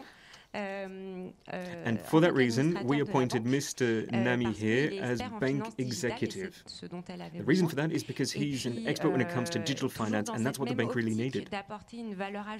Again, in this same vein of providing additional support, extra financial support, we also provide support in developing a very specific saving solution for people living in rural areas. Again, we hear this time and time again, extra financial support. Fantastic to hear it again. It's all about meaning. Rambert, for a number of people living in rural, very isolated areas, remote areas, going to a bank is often impossible. But people need to have access to a bank, and through that you do it with phones. So is mobile banking, digital finance, something that's really on the up? Yes, it's called mobile money, because these services are mostly about money transfer. Well, let me tell you the story. It all started with a small experiment in Kenya in 2006. An attempt was made to transfer money between two cell phones. At the moment, there's over 500 million people in sub-Saharan Africa alone that currently have a mobile money account. So it's a real revolution. And why was it successful? First of all, because very few people in Africa have banking or had banking privileges. So you need means of payment to be available. And when you make all of these cash transactions, things can get complicated, particularly when you have to make the trip to make a payment. And the other reason why this was successful is that it's so simple. All you need is a cell phone. While in most countries, you also need to present ID because there are regulatory constraints, obviously. But this money transfer service relies on officers. And the customer goes to see the officer and they can make cash deposits and cash withdrawals. And it's very simple. And now the strength of this service is such that a whole network of officers have been deployed. Some 4 million officers across sub-Saharan Africa. To give you a ballpark figure, this is equivalent to the number of ATMs across the world. So everybody in Africa, it doesn't matter where you live, nearby you will find an officer with whom you can access your funds. It's absolutely key. So many transactions are cash-based. It's important to be able to access this cash. So initially, this was a transfer service, and gradually it's shifting and turning into a banking service. So there is talk of mobile banking, and this would include saving solutions, loans, so as to promote financial inclusion and bring financial inclusion to the whole transformation. So ABZ is pursuing such activity in Zambia and recently launched a mobile banking service, and the goal being to reach out to people who live in remote areas and they rely on a network of officers, 40,000 already. Well, they've got partnership agreements with a number of companies, and the goal is to sign over 1 million mobile banking customers. At the moment, ABZ has just 100,000, all segments combined. So the goal is to sign more than 1 billion by the next 2 years. It's a very ambitious project. Proparco recently took part in the project, providing technical assistance to help structure the project. It's complicated in terms of security and regulatory compliance and marketing. So you also need to make a name for yourself. So a lovely goal for ABZ. Thank you very much. This is enough to make you dizzy. The growth figures that we're hearing, let's listen to those customers. I'm the director for Ashton Pharmaceuticals. I'm a pharmacy technologist. I did pharmacy at Tiva in Horn College. I worked for an Indian company for 8 years. Then later on, I decided to start my own. It's a distribution company of pharmaceutical products, but we've got also retail pharmacies. Mostly, we've been supplying to government hospitals and clinics throughout Zambia. And we also supply retail pharmacies dotted throughout the country.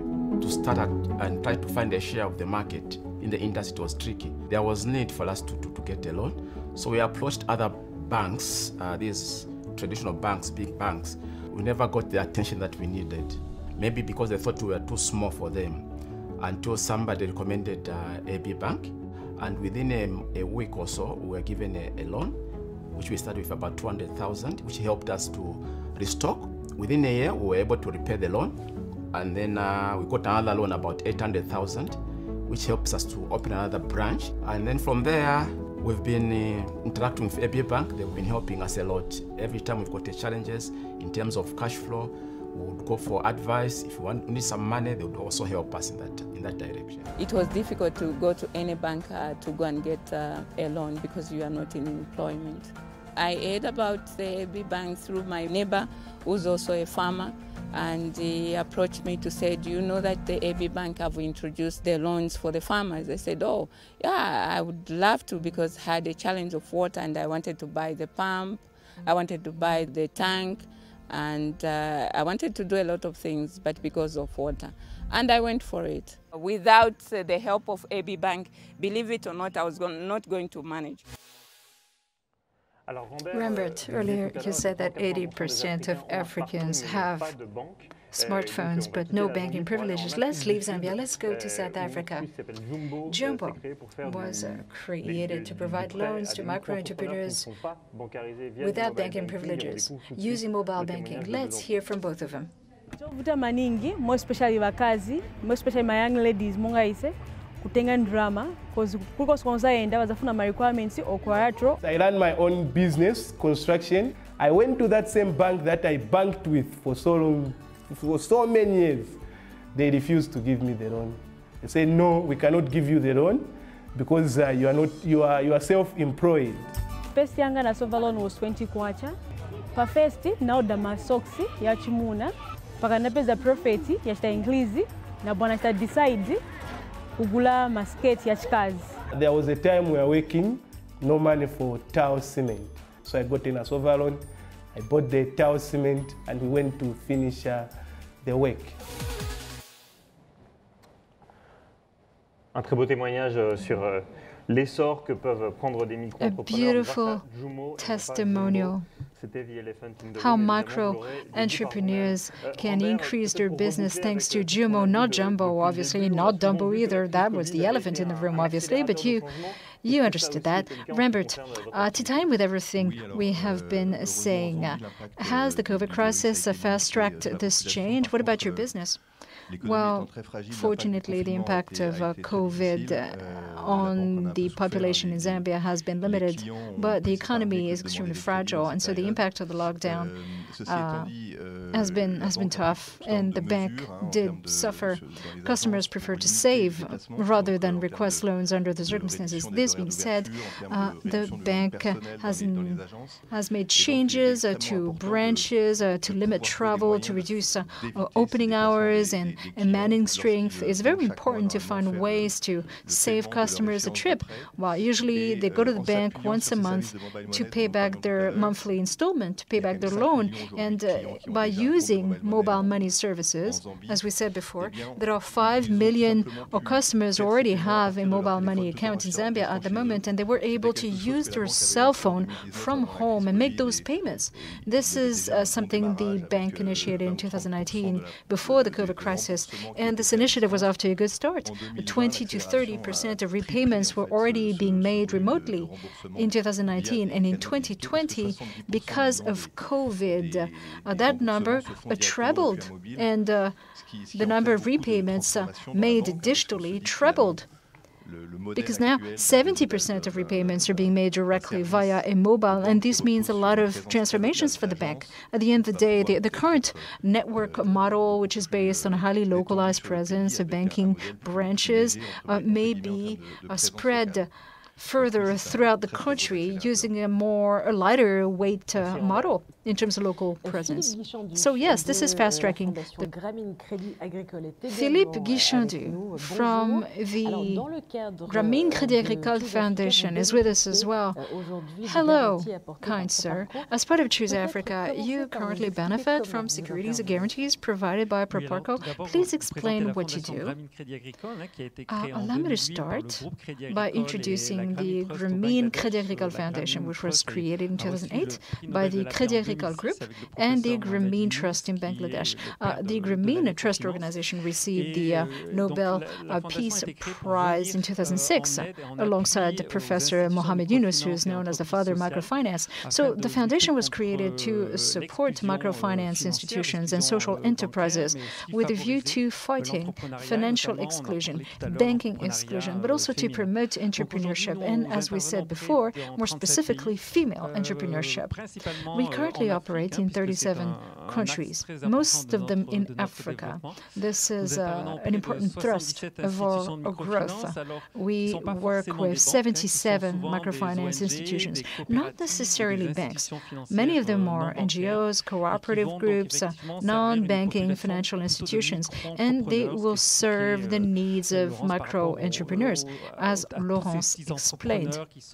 All of these are small entrepreneurs who work in the informal economy.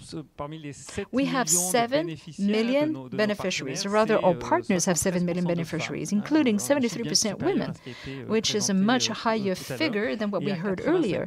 And this jumps to 85% in rural areas. So this reflects the two cultures of our two founders, the Crédit Agricole Group, which has a strong footprint in rural areas and in terms of funding and financing agriculture, and the Grameen Bank, which has always funded mostly women using very, very small micro loans.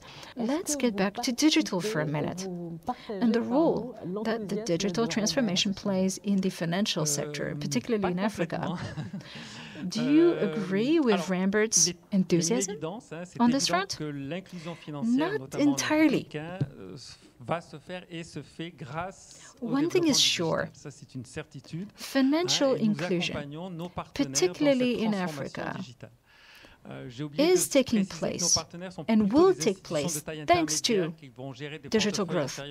That's certain, and we are supporting our partners as they embrace the digital transformation. And I forgot to clarify that our partners are medium-sized institutions and they manage portfolios under $100 million. Now, for these small institutions, the digital transformation is a big thing. It requires thinking about strategy. And this is something we said before. This requires financial investments, which aren't always possible.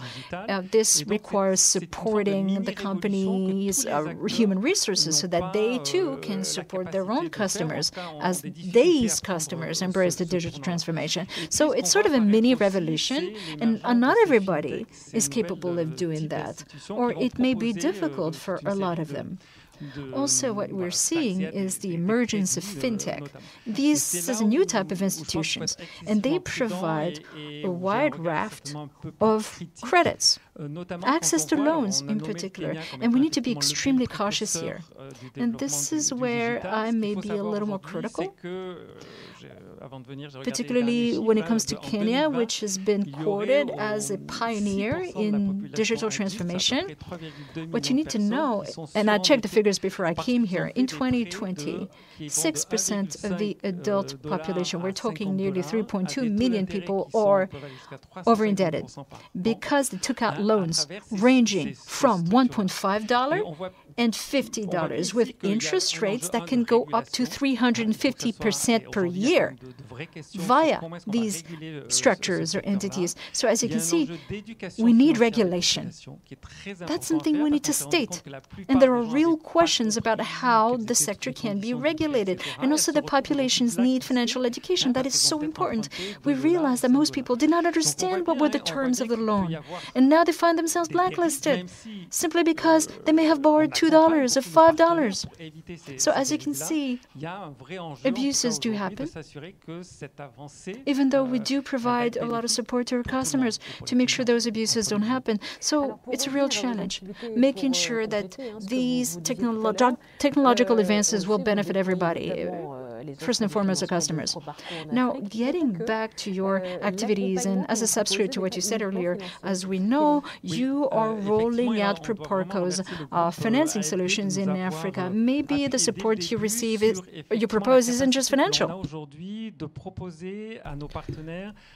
So it's actually fantastic to have the support from AFD who helped us get to the levels where we are now, so we can work with our partners to provide all forms of support, most in particular thanks to subsidies that we get from the AFD group. And thanks to that, we can help build institutional performance by providing them with training, by helping them set up committees where they get to think about new products and the like. And really, thanks to that, we have been able to kick off one program, what we call the Facilité Africaine, which is the African facility. We've been able to use that to really support assistance to the smaller institutions. We also signed off on an agreement with Proparco for micro-insurance. So through micro-insurance, it means that these institutions that we work with no longer provide just loans or savings solutions, but they can also provide insurance. What we saw with COVID-19 was that a lot of these institutions, when it came to providing microinsurance for health, it was important because they were operating in countries where the social security system or private insurance systems didn't really work or exist. So they provide this sort of insurance, new services to these people. But for that, you need to train them. You also need to think about how it's going to be packaged together in a product. And for that, we require subsidies, support from expert advisors to really help that. We've been working with the International Labour Organization, ILO, on that. Also, we've been working with Crédit Agricole for Banquiers Solidaires, so United Bankers, to help us really work and provide support to people in the field. Philippe, thank you very much for that. Maybe to wrap up this session, we'll turn back to Lawrence. Beyond microloans, We have to focus on responsible microloans. Is that really essential? Yes, it is. Vincent, Philip, they spoke about it just a second ago. When we work with micro-enterprises, very small businesses, we are often dealing with people who are quite at risk, certainly compared to business owners who are well established. So Proparco is there working with institutions, and they only work with institutions that deal with their customers in a proper, respectful way, that they aren't going to burden them with debt. And this is what Philippe was saying, and this means that they are constantly communicating with them, they are providing information on interest rates, on commissions, on fees, on hidden costs and the like. And also, these fees can't be too cumbersome and anything that would have a negative impact on customers or employees. And we look at that when we evaluate and assess the institutions that we're going to work with. To do that, we actually use industry standard tools to assess these micro-institutions, and thanks to that, we can ensure that this institution is respectful of the base rules when it comes to consumer protection. Fantastic. Well, again, it's been an ongoing theme, global analysis, local examples. So here we have another example, the SA Taxi platform. And this is a perfect example of the expression, alone you can go fast, but together you can go far. And this is a system that provides support to taxi drivers with a whole range of services. Let's have a look. It was hard when I started this business. You have to pay the driver a full payment, and then you have to pay the installment. You have to service the car. You need money to take children to school and food and everything. Commercial banks, when you don't have money, they don't finance you. SA Taxi, it was easy for me, to buy vehicles. COVID and lockdown, when it started, the ranks, there are no people, there's no business. During COVID, SA Taxi, they gave us a relief of installments. SA Taxi provided us with sanitizers. Voilà, c'était une illustration très concrète du fait que il est possible de ne laisser personne au bord. Another very tangible example of how we mustn't leave anyone by the wayside, even if it's in a taxi. Laurent, any comments? Yes, SA Taxi. It's a company based in South Africa, funded by Proparco. And SA Taxi provides funding to taxi drivers. It's a collective. And these are minibus drivers that can carry up to 15 people, and they're really quite popular throughout the towns and cities, townships throughout Africa, South Africa. So beyond funding, SA Taxi also provides an overall platform, a whole range of services to its customers. And they see their customers really like business owners. So SA Taxi provides insurance. They also provide maintenance and repair services. They also act as a dealership, so they sell spare parts and even whole vehicles. And I think it's really important that we highlight the fact that SA Taxi works in very much a constructive way. They work with their customers, and they did that throughout the crisis.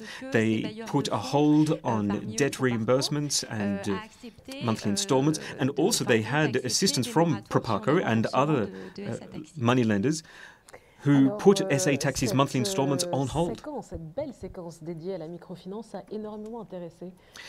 This brings us to a fact that this has been a really interesting session on microfinance, but we've also had a lot of questions. We have one here.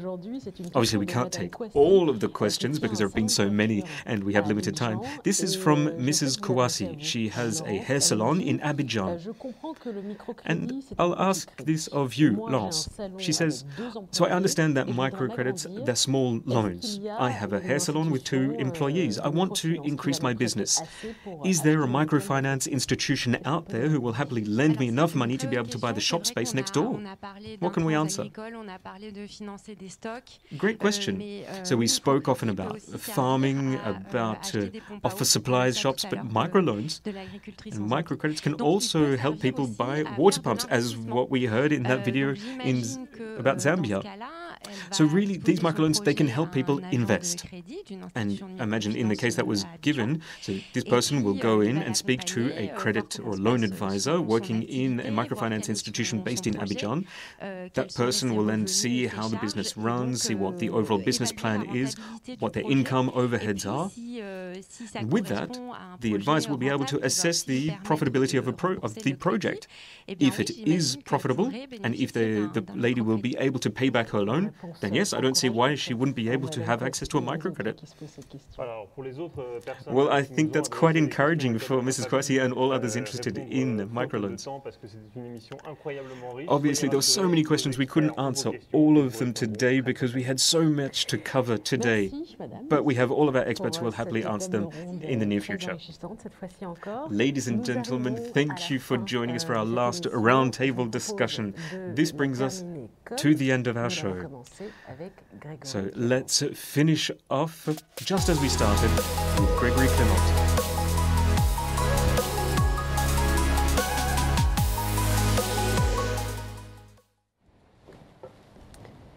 Grégory, rebonjour, installez-vous tranquillement. Merci. Gregory, happy to see you again. We have spoken about so much today during our show, some fantastic testimonials from people.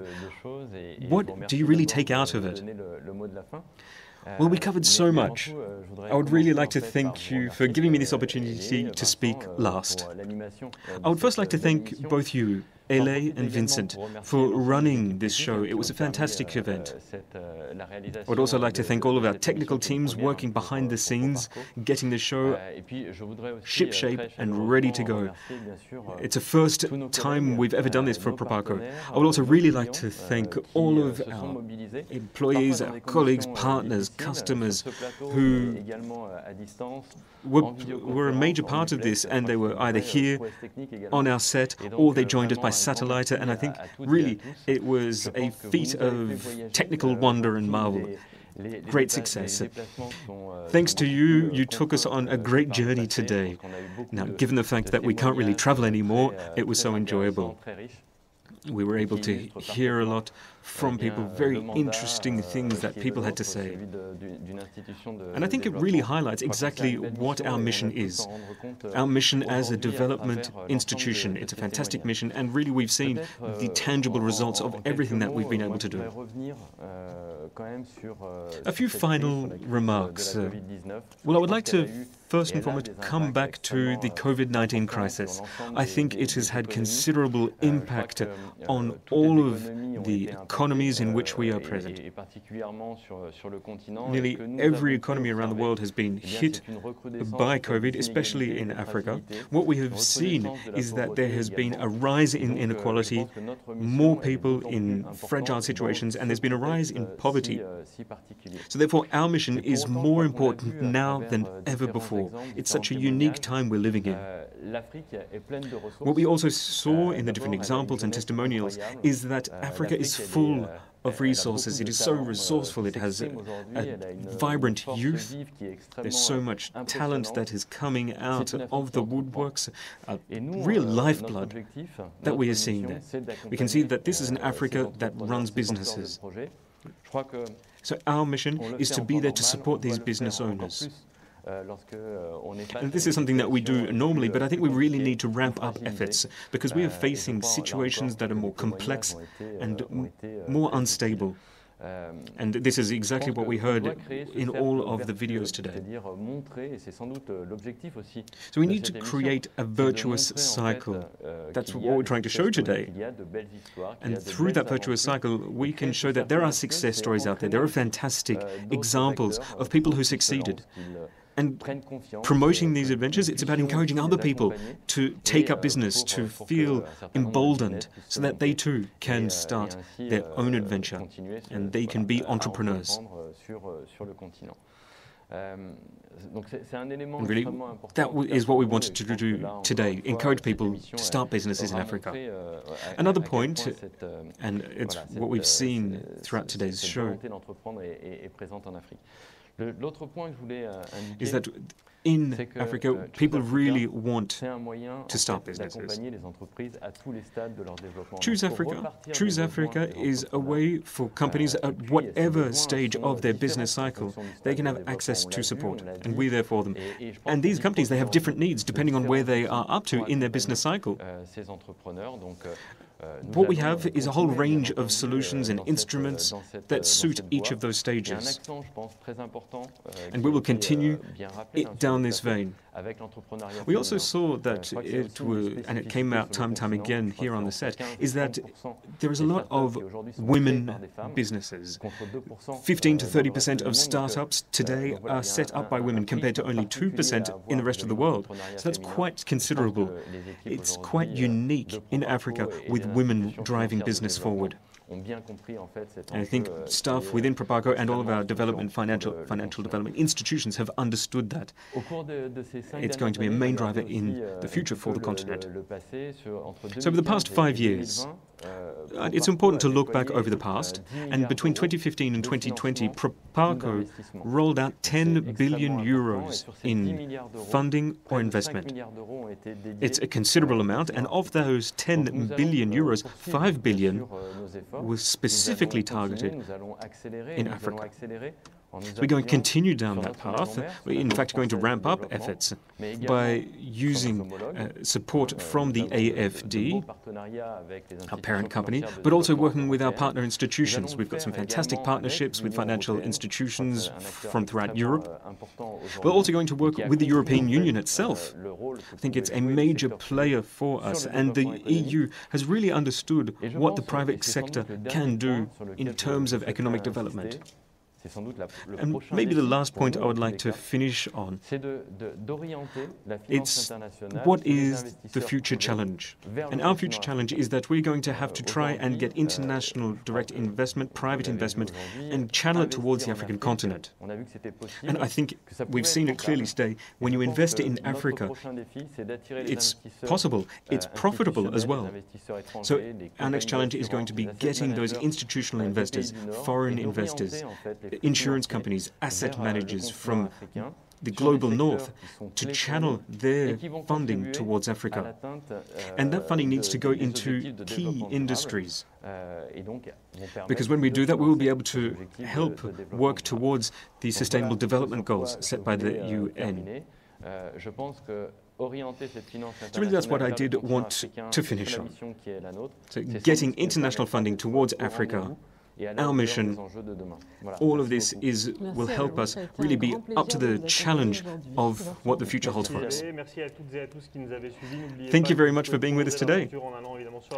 Thank you, LA. Thank you to each and every one of you for joining us. Obviously, stay in touch, join us via the platform, and you can always go to chooseafrica.com for more. Thank you very much.